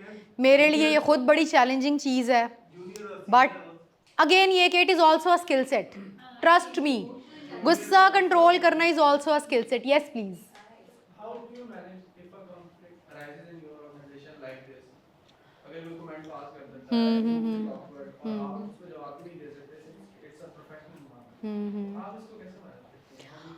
अच्छा, मेरा जो मैनेज करने का पॉइंट है ना कि मैं जो रिस्पेक्ट को ना हर चीज़ की बेस पे सेट कर देती हूँ। अगर किसी ने मुझे कुछ कह दिया ना, जो कि मोस्टली लोग कहते हैं, ठीक है, लोग कहते हैं, मैं बिल्कुल झूठ नहीं बोलूँगी, लोग कहते हैं, उसमें यह है कि मैंने आपको एक फार्मूला बताया कि मैं अपनी फीलिंग्स और इमोशंस को ऐसे निकाल के एक तरफ रख देती हूँ।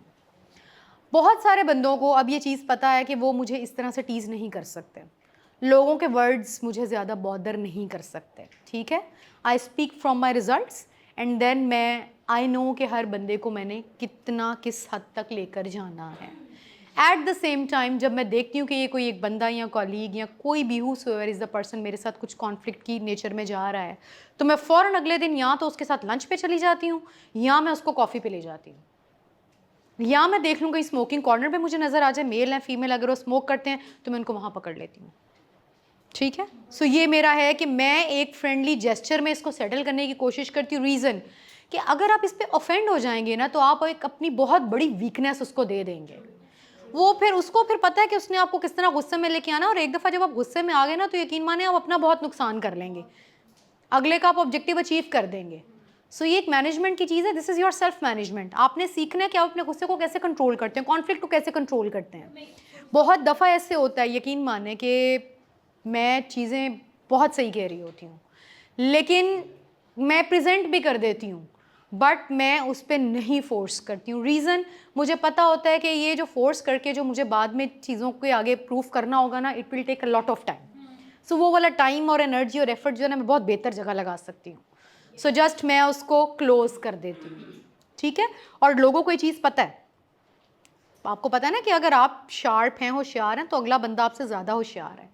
सो लोगों को इवेंचुअली पता चल जाएगा कि इतना आसान नहीं है आपको गुस्सा चढ़ाना, आपको कॉन्फ्लिक्ट की सिचुएशन में लेके आना। बड़े बड़े लोग ऐसे होंगे जिनको पता होगा कि ये अगर वो बात करेंगे ना तो आपको लगेगी और वो आपको हिट लगाएंगे। आपकी खूबसूरती ये है कि आपने उस पर नहीं परेशान होना, ठीक है, आपने नहीं परेशान होना। आपको जो बंदा तंग कर रहा है ना, be friends with that person. क्या होगा, आपके साथ दोस्ती नहीं करेगा ना, 2-3 दफ़ा खाने में उससे जाके बैठ जाएं, 2-3 दफ़ा उसको टेक्स्ट मैसेजेस कर दें, व्हाट्सएप पे अच्छे फ्रेंडली मैसेजेस कर दें, ठीक है ना, उसको पता चल जाएगा कि ये बंदा बहुत लीथल है, ये बंदा मेरे से नहीं चिढ़ने वाला, वो आहिस्ता आहिस्ता जो है ना साइड पे हो जाएगा, क्योंकि उसने भी तो आगे अपने भी तो काम करने हैं ना।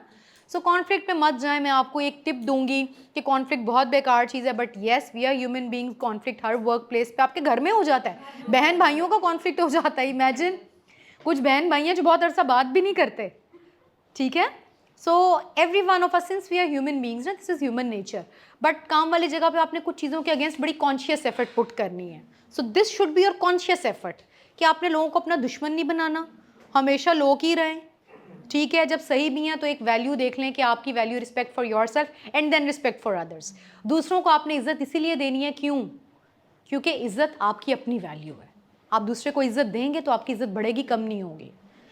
ये जब आप फॉर्मूलाज को समझ लेंगे तो फिर यकीन मानिए आप बहुत हद तक सक्सेसफुल होते जाएंगे।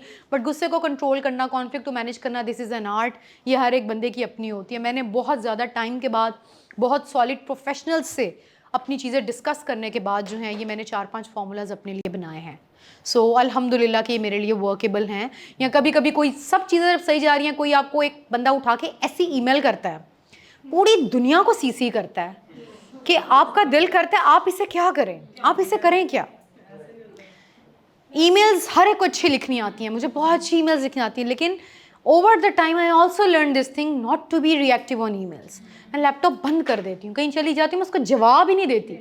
फिर मैंने कुछ एक दूसरा ये ट्रिक सीखा कि मैं उसको कॉल करती हूँ। मैं कहती हूँ यार व्हाट हैव यू डन, आप मुझे बता देते, कॉल कर लेते, बैठ के सेटल कर लेते। वो कहते नहीं, ईमेल पर जवाब दें, कॉल क्यों की है, right it down, right few words, जैसे उसने आपसे ईमेल। मैं कहा नहीं, मैंने तुम्हें जवाब देना ही नहीं, मैंने नहीं देना, कितनी ईमेलें करनी है, करते जाओ करते जाओ करते जाओ। सो इवेंचुअली अगले बंदे को पता चल जाता है, आप आपको गुस्सा नहीं चढ़ा सकता।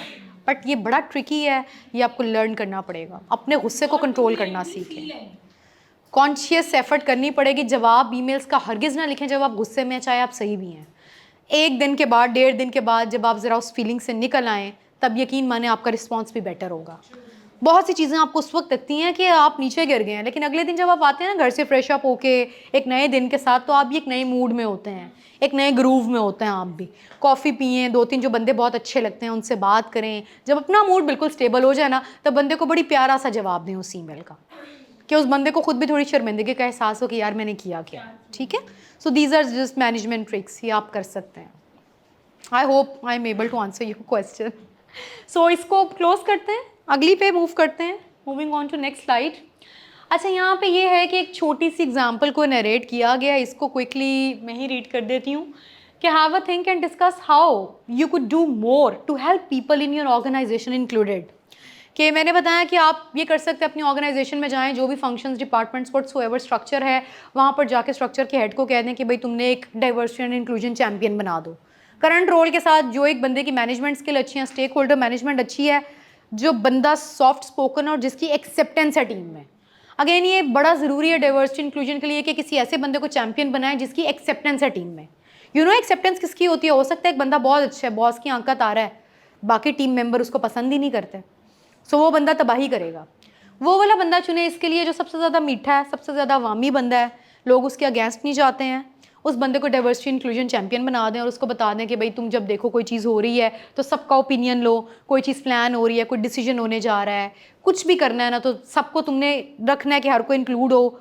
कोई मीटिंग हो रही है, कोई इनपुट्स चल रहे हैं, तो तुमने जो बंदा नहीं बोलेगा तुमने उसका नाम लेके उसको बुलाना है, प्लीज़ आप भी बोलें, आप क्या कहते हैं, ठीक है। सो इस तरह से आप बनाए जाएं। और कौन सी आप चीज़ें कर सकते हैं, हमारा ऑब्जेक्टिव ये होगा कि make it safe for people to be themselves at work. ये तो पहली चीज़ है ना, क्योंकि जब तक आप अपना ऑथेंटिक सेल्फ काम पे लेके नहीं जाएंगे, आपकी बिलोंगिंगनेस कैसे आएगी। हम तो डाइवर्सिटी इंक्लूजन के बाद बिलोंगिंगनेस की बात कर रहे हैं, जो कि बेहतरीन लेवल है अचीवमेंट का। जैसे उन्होंने अपनी शॉप की एग्जाम्पल को नरेट किया कि चाहे बॉस ऑफ द शॉप है, वो अगर कह दें मैंने ये डिज़ाइन बनवाना है, तो किस एम्प्लॉय की ज़रूरत है। पाकिस्तान जैसी कंट्री में जहाँ हर किसी को जॉब चाहिए वो इनके अगेंस्ट जाए, बट स्टिल ये उनका एक अच्छा एक्शन है कि वो फिर उस चीज़ के साथ नहीं जाते हैं, वो सबको इंक्लूड करते हैं।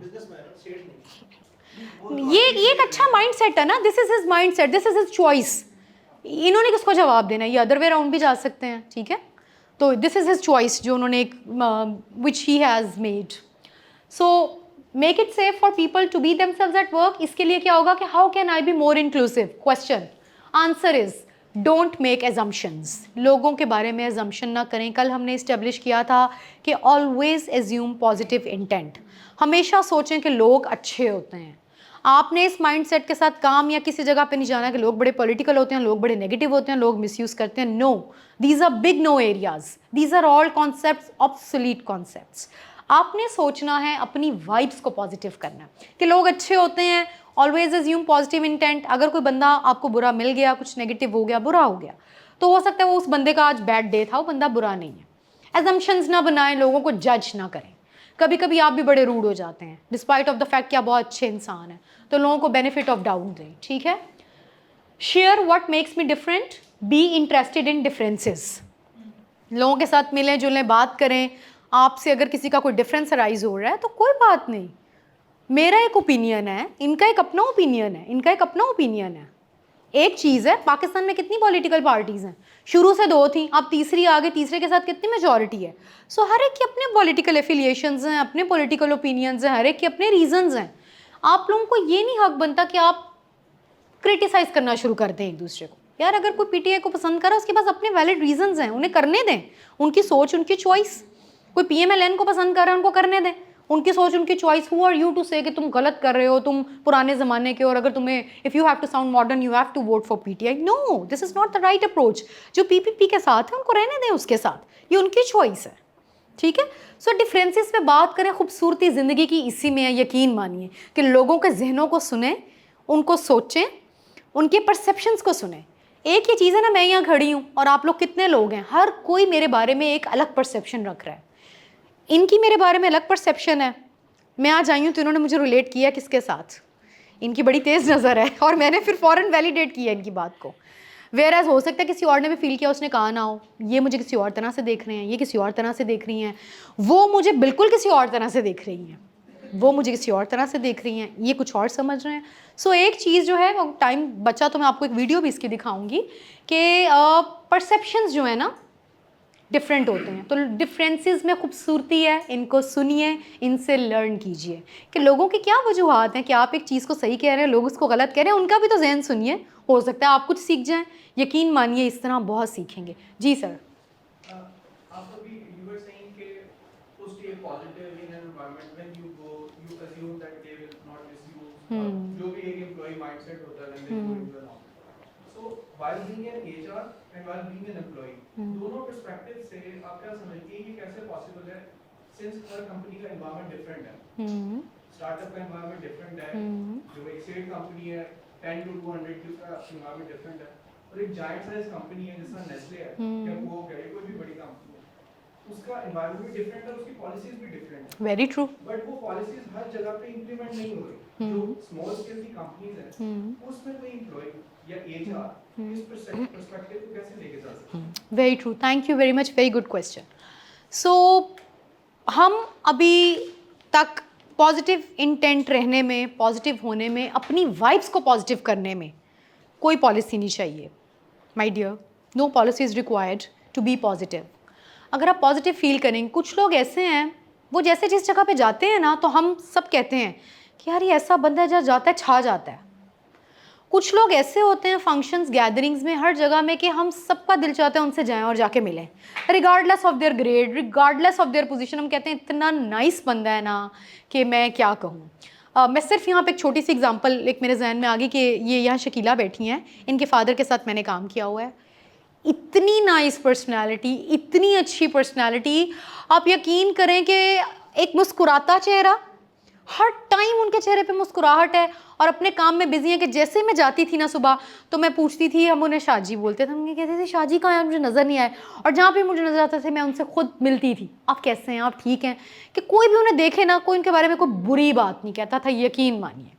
सो अपनी वाइब्स को पॉजिटिव करने में, लोगों में पॉजिटिविटी फैलाने में no policies required, these are just human behaviours. Diversity inclusion के लिए कोई आपको जो है ना पॉजिटिविटी नहीं चाहिए, ये जस्ट ह्यूमन नेचर है, to be helpful, to support each other. Yes, बड़े एमएनसीज जाइंट होते हैं, उनमें बड़ी स्ट्रॉन्ग पॉलिसीज़ होती हैं। जो लोग रिस्पेक्ट करना नहीं भी जानते, तो वहाँ ऐसी पॉलिसीज़ होती हैं कि फिर वो आपको रिस्पेक्ट सिखाते हैं। या तो आप रिस्पेक्ट सीखेंगे या फिर आप सिस्टम से आउट हो जाएंगे, there is no other way out. ना सिर्फ उनकी पॉलिसीज़ होती हैं, मेरे केस में वो पॉलिसीज़ बनाते हैं तो वो एक एक बंदे को बिठा के पढ़ाते हैं, वो नोटिस बोर्ड पे लगाते हैं, वो बताते हैं कि अगर ये आपने अपने नाम से बात नहीं बतानी तो एनोनिमसली आप जाकर बताओ। वो मेक श्योर करते हैं कि सिस्टम में हर चीज़ फ्लॉलेस रहे। लेकिन हम जो सेट ऑफ बिहेवियर्स पढ़ रहे हैं और you being the change makers in your company, वो कहते हैं ना कि लीडरशिप के लिए किसी पोजीशन की ज़रूरत नहीं है, टाइटल की ज़रूरत नहीं है, एक हॉकर भी बहुत बड़ा लीडर हो सकता है, ठीक है। सो ये सारी वो वाली चीज़ों के साथ मैं लिंक करूँगी कि आप पॉजिटिविटी, पॉजिटिव माइंडसेट देखें। पॉजिटिव माइंडसेट के लिए कोई कॉस्ट नहीं चाहिए, कोई पोजीशन नहीं चाहिए। आप पॉजिटिव हैं, आप पॉजिटिव इंटेंट के साथ जाएंगे, लोगों को इस नज़रिए से देखेंगे तो हो सकता है आपको लोग बहुत डिफरेंट नज़र आए। So it's all about mindset. हम अपने विजन को खोलने की बात कर रहे हैं। जब हमारा अपना विजन खुलेगा तो इवेंचुअली हमारे अंदर की दुनिया सीधी होगी। और हम क्या हैं, अपनी अंदर की दुनिया ही तो हैं, उसी को तो हम बोलते हैं। जब हमारे अंदर की दुनिया सीधी होगी फिर देखें कितने लोग आपकी तरफ आएंगे, अच्छे बुरे दोनों तरह के लोग आएंगे। और फिर आप में इतनी पावर हो जाएगी कि आप नेगेटिविटी को पॉजिटिविटी में कन्वर्ट कर देंगे। बिकॉज बहुत सारे टाइम्स मेरे साथ खुद भी ऐसे रहे जब things were not going right, लेकिन आई वॉज सो फॉर्चुनेट कि इतने पॉजिटिव और अच्छे लोगों के साथ मेरे कनेक्शन रहे, उन्होंने मेरे अंदर पॉजिटिविटी कूट कूट के भर दी। और ये कोई मुश्किल चीज़ नहीं है, यकीन मानिए। It starts from yourself, it requires no effort, nothing. जब आप अपने आप को नेगेटिविटी से, गलत चीज़ों से दूर रखेंगे तो आपको दुनिया का कोई इंसान जो है ना उसकी तरफ ड्रैग नहीं कर सकता, ट्रस्ट मी। और कॉन्शियस एफर्ट कीजिए काम वाली जगह पे। तो ये मैं बार बार कॉन्शियस एफर्ट की बात करती हूँ, क्योंकि काम वाली जगह पे तो आपको हर टाइम माइंडफुल रहना है ना। काम वाली जगह है, घर नहीं है। इवेंचुअली तो बहुत सारे लोग हैं ना आपके इर्द गिर्द, सारे आपके फ्रेंड्स भी नहीं हैं, ठीक है। These are realities. बट आपने डू नॉट मेक एनिमीज़, लोगों को अपने खिलाफ नहीं करना। लोगों को अपने खिलाफ कर देंगे तो आपकी ज़िंदगी ख़राब होगी, ठीक है। Just make your life easy, select your battles very wisely. So मैंने रिटेल ऑपरेशन अपना चलाना है, स्टोर ऑपरेशन। क्या मैं उधर किसी मार्केटिंग के एक्सपर्ट बंदे को लेके आऊँगी या जिसकी एक्सपर्टीज़ रिटेल ऑपरेशन में उसको लाऊंगी? हेड ऑफ़ HR बनाना है, मैं किसको प्रेफर करूँगी वहाँ लाने के लिए? It is all about right person for the right job at the right time. आपने जब किसी को एक पोजीशन देनी है, जब आपकी JSP बनती है, जॉब सक्सेस प्रोफाइल, जिसको JD भी बोला जाता है, तो उस पर देखिए रोल के साथ पूरा आपका आता है कि ये इसमें बिहेवियर होने चाहिए, ये इसकी कॉम्पिटेंसीज होनी चाहिए। तो ये जब आप डाइवर्सिटी इंक्लूजन चैम्पियन बनाएंगे, मैंने तो सबसे पहले चीज़ कहा कि अवामी बंदा, देन उसकी एक्सेप्टेंस हो लोगों में। और आपको क्या पता है एक्सेप्टेंस लेना आसान काम नहीं है माय डियर। ज़्यादा लोग आपको तंग क्यों करते हैं? क्योंकि वो यहाँ से एक्सेप्ट नहीं कर पाते कि आप सिस्टम में आ चुके हैं। एक आप फीमेल मैनेजर बना दें, उसके नीचे काबिल बंदों की टीम दे दें, उसमें बहुत से बंदे ऐसे हैं जिनको कोई मसला नहीं होगा अपनी मैनेजर से, लेकिन उनके यहाँ होगा कि ये औरत है, ये कैसे सब कह रही हैं रिजल्ट डिलीवर करेगी, नहीं करेगी, ये फेल हो जाएगी। तो ये चीज़ एक्सेप्टेंस है। जब एक्सेप्टेंस मोड में आप चीज़ों के आ जाएंगे ना तो everything will start falling into place. So हर एक कोई भी दुनिया में जॉब आ जाए ना, उसकी रिस्पॉन्सिबिलिटीज़ के अलावा ना उसका क्राइटेरिया होता है। 4 से 5 साल का एक्सपीरियंस हो, 2 से 3 साल का एक्सपीरियंस हो, इसके बिहेवियर्स में ये चीज़ें हों, स्टेक होल्डर मैनेजमेंट हो, पीपल मैनेजमेंट हो, टीम बिल्डिंग हो, इसके फंक्शनल स्किल्स में हो, इसको डेटा मैनेजमेंट बहुत अच्छी आती हो, ठीक है, एंड जितने so on and so forth. जी ठीक है। How can I be more inclusive, हमने बात कर ली कि जो डिफरेंसेस हैं उनमें इंटरेस्ट शो करें और उनको सुने। किसी का डिफरेंस ऑफ ओपिनियन आपसे है तो क्यों है, उनकी भी अच्छी खासी उस पर नॉलेज है भाई, ऐसे नहीं है। आप खुद को ही अकले कुल ना समझते रहे, लोगों को सुने, इंटरेस्ट लेके इससे सीखेंगे। And how will I know it's working, और मुझे पता कैसे चलेगा कि इंक्लूजन आ गई, ये वर्किंग है? when people will feel comfortable to talk about their differences, कि हम उस लेवल पे आ गए हैं कि लोगों को कोई खौफ नहीं है। ये PMLN बैठी है क्योंकि ये बड़ा बर्निंग इशू है और लोगों की इस पर लड़ाइयाँ हो जाती हैं। सो इसलिए मैं इसको कह रही हूँ, PMLN बैठी है और ये PTI है, वो आराम से अपने लीडर की तारीफ़ करेगी, अपनी पॉलिटिकल एफिलिएशंस की मैं बड़ी कंफर्टेबली अपनी पॉलिटिकल एफिलिएशंस की तारीफ़ करूँगी और हम एक दूसरे को क्रिटिसाइज़ भी करेंगे लीडर्स को, बट हम बड़े कंफर्टेबल रहेंगे, कोई डिसरिस्पेक्ट नहीं होगी, कोई हार्श फीलिंग्स नहीं आएंगी, बड़ी एक नॉर्मल चीज़ चलेगी, ठीक है। And you will hear more ideas and experiences, ठीक है, इससे इवेंचुअली आप लर्न करेंगे। Moving on to next slide, what gets in the way of being inclusive. बड़ा हॉट टॉपिक, इंक्लूसिव, ये कर लें वो कर लें, इंक्लूसिव हो जाएंगे। लेकिन भाई ये जो इंक्लूसिविटी है ना, ये दुनिया की मुश्किल तरीन चीज़ों में से एक चीज़ है। ये अभी we are going to start it. What gets the way becomes the way. Biases and behaviours, यहाँ पे हम बात करेंगे हमारे अनकॉन्शियस बाइसेस की। हम जो इंसान है ना, हम बड़े जो है ना, हम बड़े बाइस हैं। मैं मुस्लिम हूँ ना, यकीन करें मैं मुस्लिम्स के लिए बाइस हूँ। कोई क्रिश्चियन है ना, वो अपने रिलीजन के लिए बाइस है। मैं पंजाबी हूँ, मुझे पंजाबी अच्छे लगते हैं। मैं कहती हूँ ये जो पठान है ना, आई एम सॉरी अगर कोई जस्ट एग्जांपल, नो ऑफेंस, कोई पठान या बलोची है ना, उसको पूरे रूम या पूरे इंस्टीट्यूशन में कोई नज़र आएगा ना, फटाफट एक दूसरे के साथ जाके खड़े हो जाएंगे, ठीक है। हिजाब वाले लोग अपनी कम्युनिटी बना लेंगे, जीन्स एक तरफ हो जाएगी, स्मोकर्स एक तरफ हो जाएंगे, ठीक है। सो कुछ अनकॉन्शियस बाइसेस हैं। थोड़ा अनकॉन्शियस बाइस को इस तरह समझाने की कोशिश करती हूँ कि सपोज कर लें एक बस है, आप एक बस पे चढ़ गए हैं। अब वो बस जो है ना 3 सेकंड्स में चलने वाली है। बस में जो आप गए हैं ना, तो मुख्तलिफ सीट्स खाली हैं, आप किसी पे भी जाके बैठ जाएं। अब आप बस में ऐसे आए हैं और आपने एक नज़र दौड़ाई है, एक बंदे के साथ जाके आप बैठ गए हैं, बंदे या बंदी के साथ। सो जिस बंदे या बंदी के साथ आप जाकर बैठे हैं ना, वैकेंट पे जो रीज़न थी ना, वो रीज़न आपका अनकॉन्शियस बाइस है। वो रीज़न क्या हो सकती है? वो जेंडर हो सकती है, वो जेंडर की एज हो सकती है। हो सकता है कोई लड़का उठा, उसको कोई बड़ी यंग प्यारी लड़की लगी, उसके साथ जाके बैठ गया, ठीक है। नहीं वाई नहीं इनके एक्सपीरियंस बुरे हैं। अच्छा नहीं सुने, अभी हमारे पास we are running out of time. 3 दिन अगली दफ़ा मेरे रखने हैं आपने। We are running out of time. अच्छा हो सकता है कि कोई आप किसी अपने पीयर के साथ जाके बैठ गए हैं, आपको अपना कोई एज वाला नज़र आया कि यार मेरी एज का मैं कोई कंपनी भी कर लूँगा। हो सकता है फीमेल्स में कोई उठी है तो उसको सबसे ज़्यादा जो वेल ड्रेस फीमेल नज़र आई है ना, उसके साथ वो जाके बैठ गई है। हो सकता है किसी को कोई एक परफ्यूम या स्मेल किसी की ऐसी लगी है, उसको बड़ी अच्छी लगती है, वो वहाँ जाके बैठ गया, ठीक है। So it could be anything. हो सकता है किसी का कोई हेयर स्टाइल अच्छा लगा है, किसी को बाउल्ड लोग अच्छे लगते हैं, वो बाउल्ड बंदे के साथ जाके बैठ गया। किसी को पोनी अच्छी लगती है, किसी की आजकल it is in very much fashion, वो तो जाके बैठ गया, ठीक है। सो हर एक बंदे के अंदर ना अनकॉन्शियस बाइस मौजूद है। हम कहेंगे कि नहीं भी हम बाइस नहीं, हम बड़े फेयर हैं, no, we are human beings, we are biased, ठीक है। So since we are biased, but इसमें सक्सेस क्या है? वी आर, देखिए हम ह्यूमन बींग है ना, इंसान खता का पुतला है। आप कैसे कहेंगे अब खता से पाक है?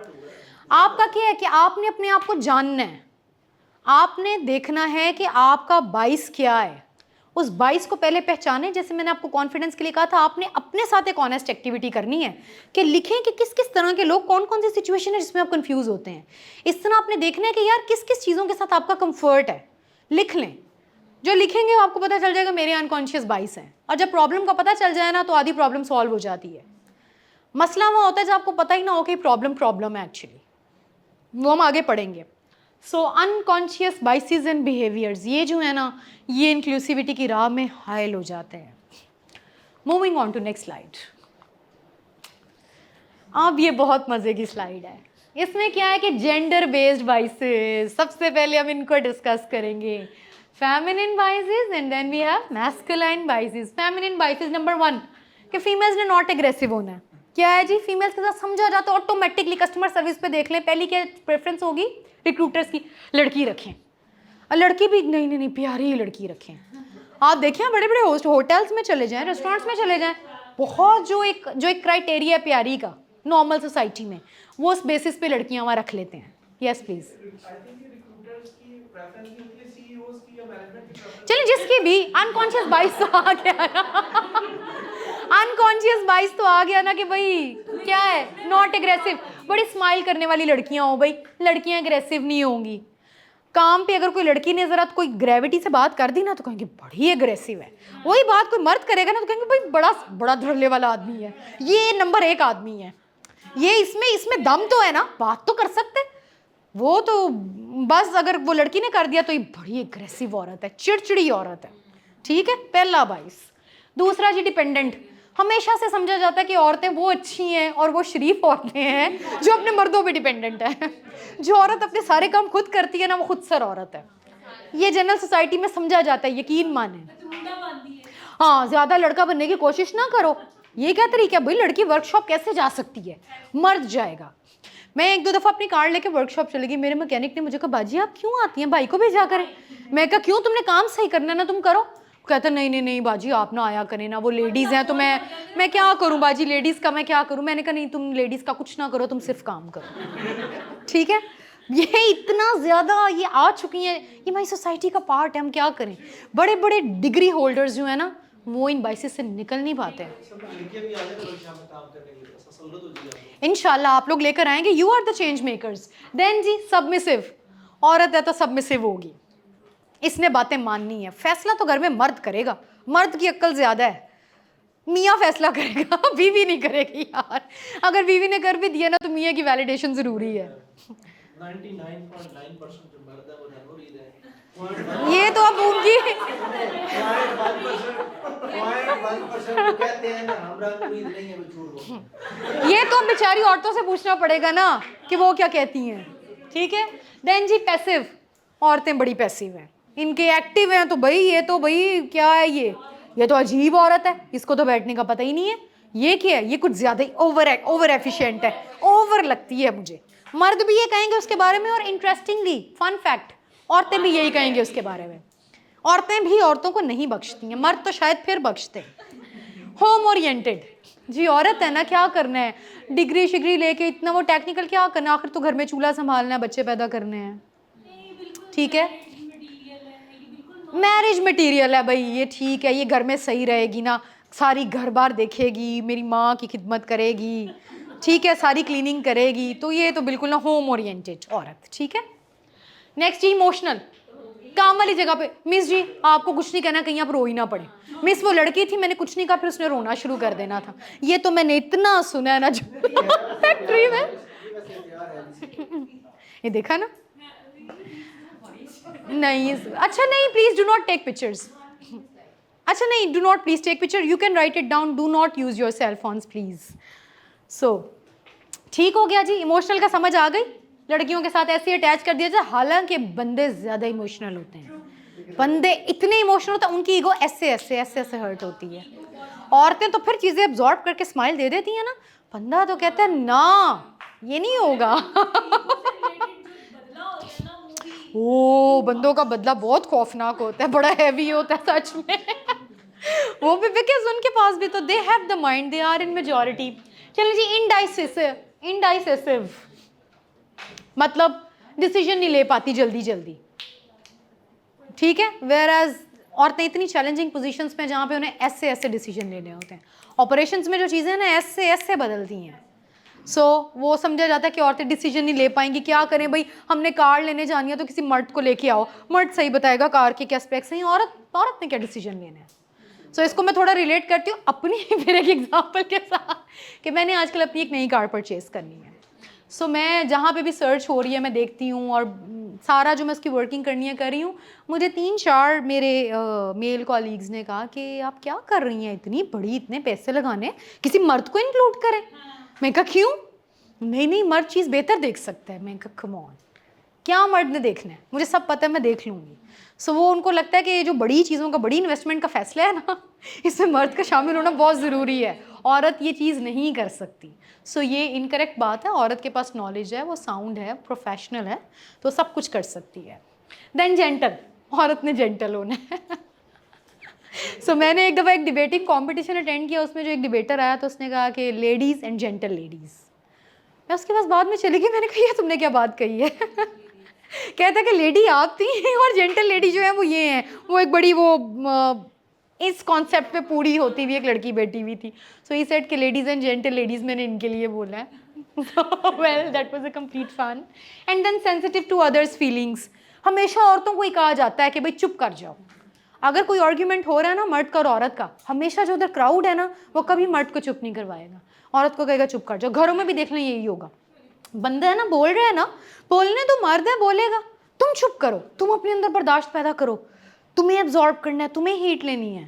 This is very normal in our society. Then cries a lot, बहुत रोती हैं औरतें, बहुत रोती हैं, बहुत ज़्यादा रोती हैं। और प्लीज़ अगर आप लोगों में से कोई रोता है तो इसको प्लीज़ बंद कर दें, रोना नहीं अब किसी ने वर्क प्लेस में, please. Oh my God, there was a complete fun crocodile tears. Then she tactful, हाँ ये भी कहा जाता है भाई औरत को ले आए ना सिस्टम में, देखें कितनी पॉलिटिक्स होगी, ऐसी ये जोर तोड़ करेगी ना कि बस आप लोगों की यूनिटी खत्म कर देगी। ये बड़ी बातें की जाती है जिन डिपार्टमेंट में मर्दों की मोनोपोली होती है और वो खुश होते हैं ना जब उनमें कोई पता चले ना औरतें आने वाली हैं, तो बस ये वो चहमगोइयाँ शुरू हो जाती हैं कि औरत आ रही है, तैयार हो जाए, सबने बाल पकड़ लेने एक दूसरे के। मेरी टीम में एक लड़की जब आई थी पहली दफा, उससे पहले मुझे बॉस ने बुलाया, उसने कहा जी वो लड़की जो है उसने इलेक्ट्रिकल इंजीनियरिंग की है और वो आपके सेक्शन में पोस्ट करती जा रही है। मैंने कहा ठीक है, अपने लड़कों को समझा दो। ठीक है सर, मैंने लड़कों की मीटिंग बुलाई, मैंने कहा देखो बहुत सारा मतलब स्लैंग लैंग्वेज जब यूज करते हो ये और 100 चीजें होती हैं, सो बी केयरफुल कि कहीं भी तुझे ये फील ना हो, ठीक है। और बाकी ये कि चूंकि मतलब वो उसने हमें फिर खैर उस लड़की ने ज्वाइन कर लिया और उसके बाद फिर कुछ अर्सा वहाँ से चलती भी रही, तो फिर लड़कों का वो जो आपस में हर टाइम का ठट्ठा मजाक था वो भी स्टॉप हो गया और एक रिजर्व इवेंचुअली हो जाता है क्योंकि उन्होंने प्रिकॉशन ली ना, वो लड़की लाए तो उन्होंने आपको ऑन बोर्ड किया कि बाकी लड़कों को समझाओ, और आपने बाकी लड़कों को समझाया। अगर लड़की लेके आ जाती और फिर हाथ पे हाथ रख के बैठ जाते, लड़की ने भाग जाना था। तो इंक्लूसिविटी शो इंश्योर भी आप लोगों ने करवानी है। मूविंग ऑन के भाई नॉट गुड एट स्पोर्ट्स, हाँ ये होता था कभी, बट अब स्पोर्ट्स में लड़कियां हैं, जैसे मैंने बताया जितनी जनरेशन जी है they are excellent at sports, उन्हें हर तरह की गेम खेलनी आती है। मिलीनियल्स को भी वैसे आती है, but it's completely a personal preference. Bowling आजकल देखें डिफरेंट क्लब्स हैं, वहाँ पे बाउलिंग लड़कियाँ बड़े शौक से जाके करती हैं, और बैडमिंटन में लड़कियाँ बड़ी अच्छी हैं, गोल्फ मैंने देखा लड़कियाँ बहुत अच्छी खेलती हैं। सो टेड पैकर्स जो हैं, पढ़ा रही है, ये बड़ा मेहरबानी है। Thank you. Then she can't do as good a job as man. जैसे कि मैंने अपनी एग्जांपल दी, आपने बहुत अच्छा काम किया, बिल्कुल मर्दों की तरह काम किया। एक अवार्ड वो ड्रामे के डायलॉग है, तू औरतों की इमरान खान है, मर्द बन मर्द। अच्छा ओके, अच्छा जी मैस्कुलाइन में आ जाएं, बाइसेस क्या हैं? एग्रेसिव बंदा अगर कर नहीं we have to go through them. बंदा अगर कर रहा है एग्रेसिव है तो यार बस ठीक है, हाँ। इंडिपेंडेंट है तो मर्द हो भाई, इंडिपेंडेंट हो तुम किसी औरत पे डिपेंडेंट नहीं हो, मर्द बनो। एक लफ्ज होता है मर्द बन मर्द, वो क्या है? नॉट इजीली इन्फ्लुएंस्ड, मर्द है तो भाई इसको कोई इन्फ्लुएंस नहीं कर सकेगा, ये मर्द है, इसका अपना ओपिनियन है। डोमिनेंट इट्स वेरी नॉर्मल, मर्द नहीं डोमिनेंट होना, औरत क्यों होगी? एक्टिव है तो ये तो एक्सीलेंट बंदा है ना, बड़ा ही एक्टिव है, हर काम में एक्टिव है। वर्ल्डली दुनिया को जानता है, जहाँ दीदा बंदा है मर्द है, वो लॉजिकल, हमेशा लॉजिकल बात करेगा, मर्द है ना, उसके परसेप्शन अच्छे हैं, उसकी एक्सपीरियंस अच्छा है, अंडरस्टैंडिंग अच्छी है, देन डिसाइसिव, ऐसे फैसला करेगा। ये कॉन्फ्लिक्ट हो गया ना, किसी औरत के पास क्यों लेके आ गए हो भाई? आज तक पंचायत बिठाई है, मर्द फैसला देगा, औरत नहीं फैसला देगी। जज देख लें ज़्यादातर कौन से हैं हमारी मुल्क में, और कितनी करप्शन है। पहली दफ़ा इस तरह देखें ना, जर्नल निगार देखें, पहली फीमेल जर्नल आ गई, एक थी निगार, देखी है किसी ने वीडियो? नहीं देखी तो ज़रूर देखें। वैसे इतनी वो पावरफुल बन नहीं सकी जितनी उसकी जर्नी क्रिटिकल रही है। वो मूवी बिल्कुल एक फेलियर मुझे तो लगी है, बट स्टिल उस मूवी के थ्रू हमें पता तो चला ना कि जर्नल निगार किन किन फेजेस से गुजरी हैं। अच्छा माशाल्लाह, आई एम वेरी हैप्पी। हाँ वेरी गुड। बहुत अच्छा सर्वे जो मैं शेयर करना चाहती हूँ, हमारे यहाँ पाकिस्तानी लोगों में ओवरऑल ये कॉन्सेप्ट है कि फीमेल अच्छी ड्राइवर नहीं होती। कोई गाड़ी गलत चला रही है वो सबसे पहले कोई औरत चला, हाँ, और एक्सीडेंट पूरी दुनिया में कौन करते हैं? तमाम एक्सीडेंट मर्द लोग करते हैं। औरतों की बातें सुन रहे हैं। सर्वे आया है कि वुमेन्स आर गुड ड्राइवर। भाई आप लंदन जाएं, कितनी बड़ी बड़ी डबल डेकर बसेस हैं, वो इतनी तंग सड़कों पे औरतें चलाती हैं। आप यहाँ दुबई चले जाएं, आपको औरतें बसेस चलाते हुए नजर आएंगी। तो ये सिर्फ बैरियर यहाँ का है भाई, औरत तो वंडर्स कर सकती है।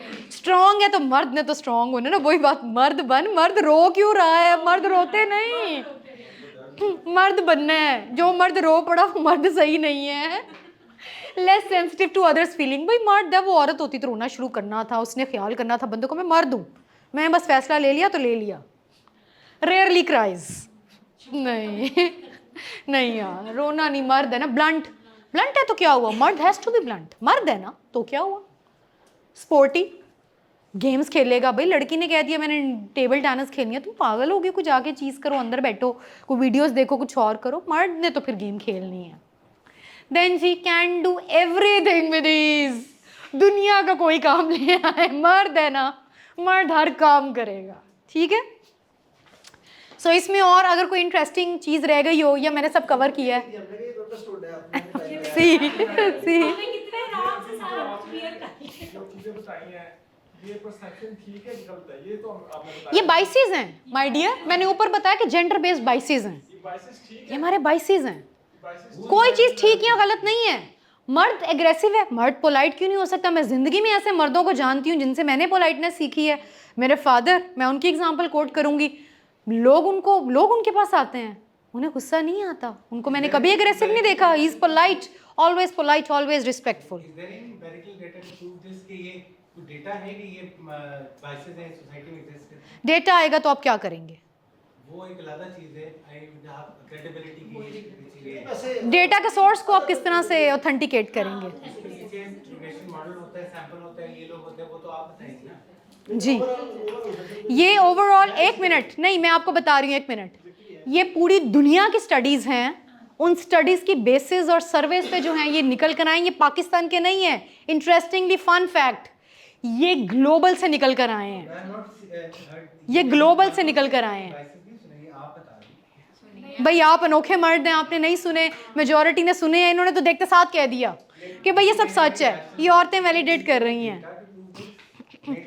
ये सारे डेटा, स्टडीज़ और सर्वेस के बाद ही ये वाले बाइसेस निकले हैं जो कि हम आगे पढ़ेंगे। ये सिर्फ थोड़े से बाइसेस हैं, ठीक है। अच्छा जी, some common biases, more common biases देखते हैं। अगर कोई बंदा इस तरह का आ जाए तो हम उसे क्या कहते हैं? पेंडू है, पक्का पेंडू है। इसको क्या पता होगा, इससे क्या सेंस, इससे क्या पूछना। फ्रॉम रूरल बैकग्राउंड है भाई, देखते साथ कह देंगे क्या ये कॉम्पिटेंट भी है, छोटे शहर से आया है भाई, ये क्या है, ये स्कार्फ वाली देख लें, क्या कहेंगे भाई इसके सामने कोई ऐसी वैसी बात नहीं करनी, बड़ी कंजर्वेटिव होगी, इसने हिजाब बड़ा टाइटली किया हुआ है, ध्यान से रहना, कोई ऐसी वैसी खुली बात नहीं करनी है। वेस्टर्न क्लोथिंग पहनी है, बड़ी बोल्ड लड़की है, बहुत बोल्ड लड़की है, इसके साथ बोल्ड बातें करो, बिल्कुल she is good to go. आपने कोई दूसरे कॉन्सेप्ट नहीं इसको कहने, ठीक हो गया जी। वैलिडेट करते हैं चीज़ों को, ये ग्लोबल चीज़ें हैं, सिर्फ पाकिस्तान में नहीं है। हमारे मुल्क में इनकी परसेंटेज बहुत ज़्यादा है, बट ये एग्जिस्ट हर जगह करती हैं। अच्छा जी, और क्या है कि जी सम ट्रूथ अबाउट बाइसेस। अब हम पढ़ रहे हैं कि हम कितने ज़्यादा बाइस्ड हैं और हम क्लेम करते हैं बहुत फेयर हैं। No, we are very biased. Truth number 1, we all have unconscious biases. सबसे बड़ा सच है, वो एक सेइंग है बहुत मशहूर जो क्या कहती है, whether you like it or not, if you have a brain you have a bias। हम फेवरेटिज्म भी करेंगे। हम वैसे तो कंपनियों में कहते हैं ना, बंदा ठीक नहीं, बॉस ठीक नहीं, फेवरेट्स बनाता है। यकीन माने हम सब खुद भी फेवरेटिज्म करते हैं। कोई एक दो बंदे ऐसे होते हैं जो हमारी भी आंख का तारा बन जाते हैं, ठीक है। सो हमने भी इन अनकॉन्शियस बाइसेस को आइडेंटिफाई करना है। Moving on quickly, truth number 2, biases come in different forms. दुनिया में स्टेटिस्टिकल डेटा प्रूवन 150 से ज़्यादा अनकॉन्शियस बाइसेस हैं जो एग्जिस्ट करते हैं। The most common include affinity बाइस, देन परफॉर्मेंस बाइस, देन कॉन्फर्मेशन बाइस। एफिनिटी बाइस क्या है? जिसमें हम अपने जैसे लोगों को पसंद करते हैं। ठीक है, मैं अगर एक इंस्टीट्यूशन से पढ़ी हूँ, पंजाब यूनिवर्सिटी से, तो मेरे पास जब भी कोई हायरिंग की बारी आएगी ना, पंजाब यूनिवर्सिटी हायर करूँगी।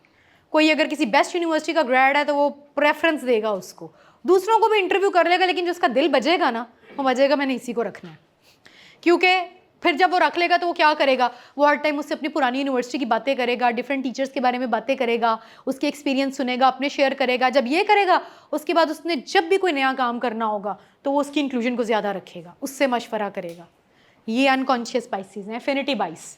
अपने जैसे लोगों को, मैं जिस एज ग्रुप से फॉल करती हूँ, मैं अपनी टीम में भी अपने वाले एज के लोग ही ले आऊँ। मैं कहूँ कि मैंने ज़्यादा बड़ी एज के लोग नहीं रखने, नहीं वो तो आके मुझे पढ़ाना शुरू कर देंगे। ज़्यादा छोटे लोग नहीं रखने, बिल्कुल इमेच्योर हो जाएंगे। ठीक है, ये भी एफिनिटी बाइस में आता है। परफॉर्मेंस बाइस, 4 वैकेंसीज आ गई। 4 वैकेंसीज में मेरे पास नॉमिनेशन है, जैसे अभी रजत और किरण वाली हमने एग्जाम्पल भी देखी है। 2 औरतें हैं, 3 मर्द हैं। मैं कहती हूँ 4 पोजीशंस हैं, मर्दों को तो बिल्कुल दे दो, मर्द गुड टू गो। लेकिन जब औरत की बारी आती है तो मैं कहती हूँ कि भाई इस औरत को कोई पास्ट एक्सपीरियंस भी है इस पोजीशन का, क्या इसने कभी काम करके भी देखा है, कोई मैं डुबो तो नहीं देगी। औरतों पे हम रिस्क नहीं लेते, जबकि हम समझते हैं कि मर्द है ना और यार चला लेगा। जैसा तैसा काम चला लेगा, नाकाम नहीं करेगा, लोगों को चलाना जानता है। वेयर एज वेमेन पे कभी रिस्क नहीं लेंगे। कॉन्फर्मेशन बाइस, जो लोग हमारे जैसे बिलीव्स रखते हैं हम उनको ही अपने इर्द गिर्द रखेंगे। जो लोग पैंट शर्ट को बोल्ड समझते हैं मैं उन्हीं को पसंद करूँगी, उन्हीं के ग्रुप में जाऊँगी। जो लोग रूरल बैकग्राउंड से हैं, जो उस हुलिये के हैं, मैं उन्हीं को पसंद करूँगी, उन्हीं के साथ जाऊँगी। इसके अलावा भी बहुत से बाइसेस हैं। एज बाइस भी एक आता है, जैसे कि आप एक रूम में एंटर हों, 2 लोग बैठे हैं मीटिंग कर रहे हैं, एक छोटी उम्र का एक बड़ी उम्र का है, ऑटोमेटिकली आप लोग समझेंगे जो बंदा ज़्यादा एज का है वो बॉस है।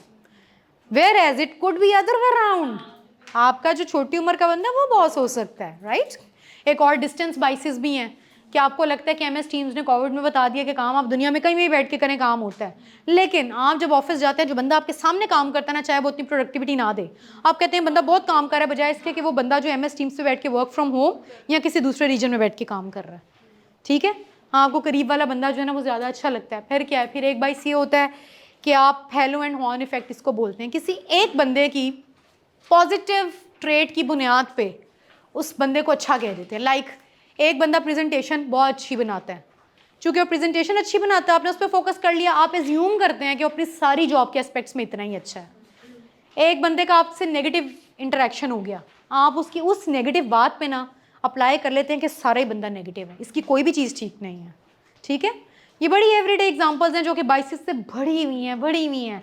चाहे हम एक्सप्लेन करें, लेकिन जब हम इधर डिस्कस करें तो हमें पता चल रहा है कि these are just few examples. 150+ identified biases इस दुनिया में पाए जाते हैं। सो क्या है कि जी सम ट्रूथ्स अबाउट बाइसेस प्लीज़। मैंने क्या बताया कि प्रॉब्लम जब तक है और आपको पता ही नहीं कि वो प्रॉब्लम है तो वो प्रॉब्लम है, लेकिन द मोमेंट आप रिकग्नाइज कर लें कि प्रॉब्लम है, आधी प्रॉब्लम सॉर्ट हो गई। अब तो आपको पता है कि प्रॉब्लम क्या है, नाउ यू नो कि आपने एक्शन प्लान क्या बनाना है। सो आइडेंटिफाई करें कि आपका क्या अनकॉन्शियस बायस है, देन चैलेंज करें, अपने बायस को चैलेंज करें। अगर आप अपनी यूनिवर्सिटी के लोगों को रखते जा रहे हैं तो आप आइडेंटिफाई करें कि भाई मेरे पास जितने काम करें मेरी यूनिवर्सिटी के लोग हैं, उसको चैलेंज करें कि क्या यार सिर्फ मेरी यूनिवर्सिटी ये चीज़ पढ़ाती है और कोई यूनिवर्सिटी नहीं जो ऐसी चीज़ पढ़ाए, नहीं, मुझे इसको सही करने की ज़रूरत है। एक्शन प्लान बनाएं, फिर एक्ट करें। नेक्स्ट टाइम जो है दूसरे लोगों को भी उसी स्केल पे रख के कॉन्शियस एफर्ट करें। इससे क्या होगा कि आप इस बाइस से जान तो नहीं छुड़वा सकेंगे, लेकिन कॉन्शियस एफर्ट के थ्रू इसको मिनिमाइज़ कर लेंगे, क्योंकि हम इंसान है ना, गलती से पाक होने में बहुत टाइम लगता है। लेकिन अब इतनी भी इस काम के लिए भी बड़ी करेज चाहिए। पहले तुम अपने आप को गलत कहते ही नहीं है, ठीक है, ये बड़ी करेज का काम है। क्या आपको पता चल जाए आपका ये बाइस है, आपका ये फेवरेटिज्म है, और आपने फिर उसके अगेंस्ट जाके काम करना है, अपने मुखालिफ सिमत में जाके आप कुछ कर रहे होंगे। लेकिन अगेन ये वही चीज़ है जिससे आप अपनी पर्सनालिटी को बहुत ग्रूम कर लेंगे। और ये हार्वर्ड के टेस्ट हैं, मैंने लिखा हुआ है IAT टेस्ट है, वहाँ जाकर ये टेस्ट अगर आप करें तो आप अपने अनकॉन्शियस बाइस को पहचान सकते हैं। ठीक है, so on this note let's close this session.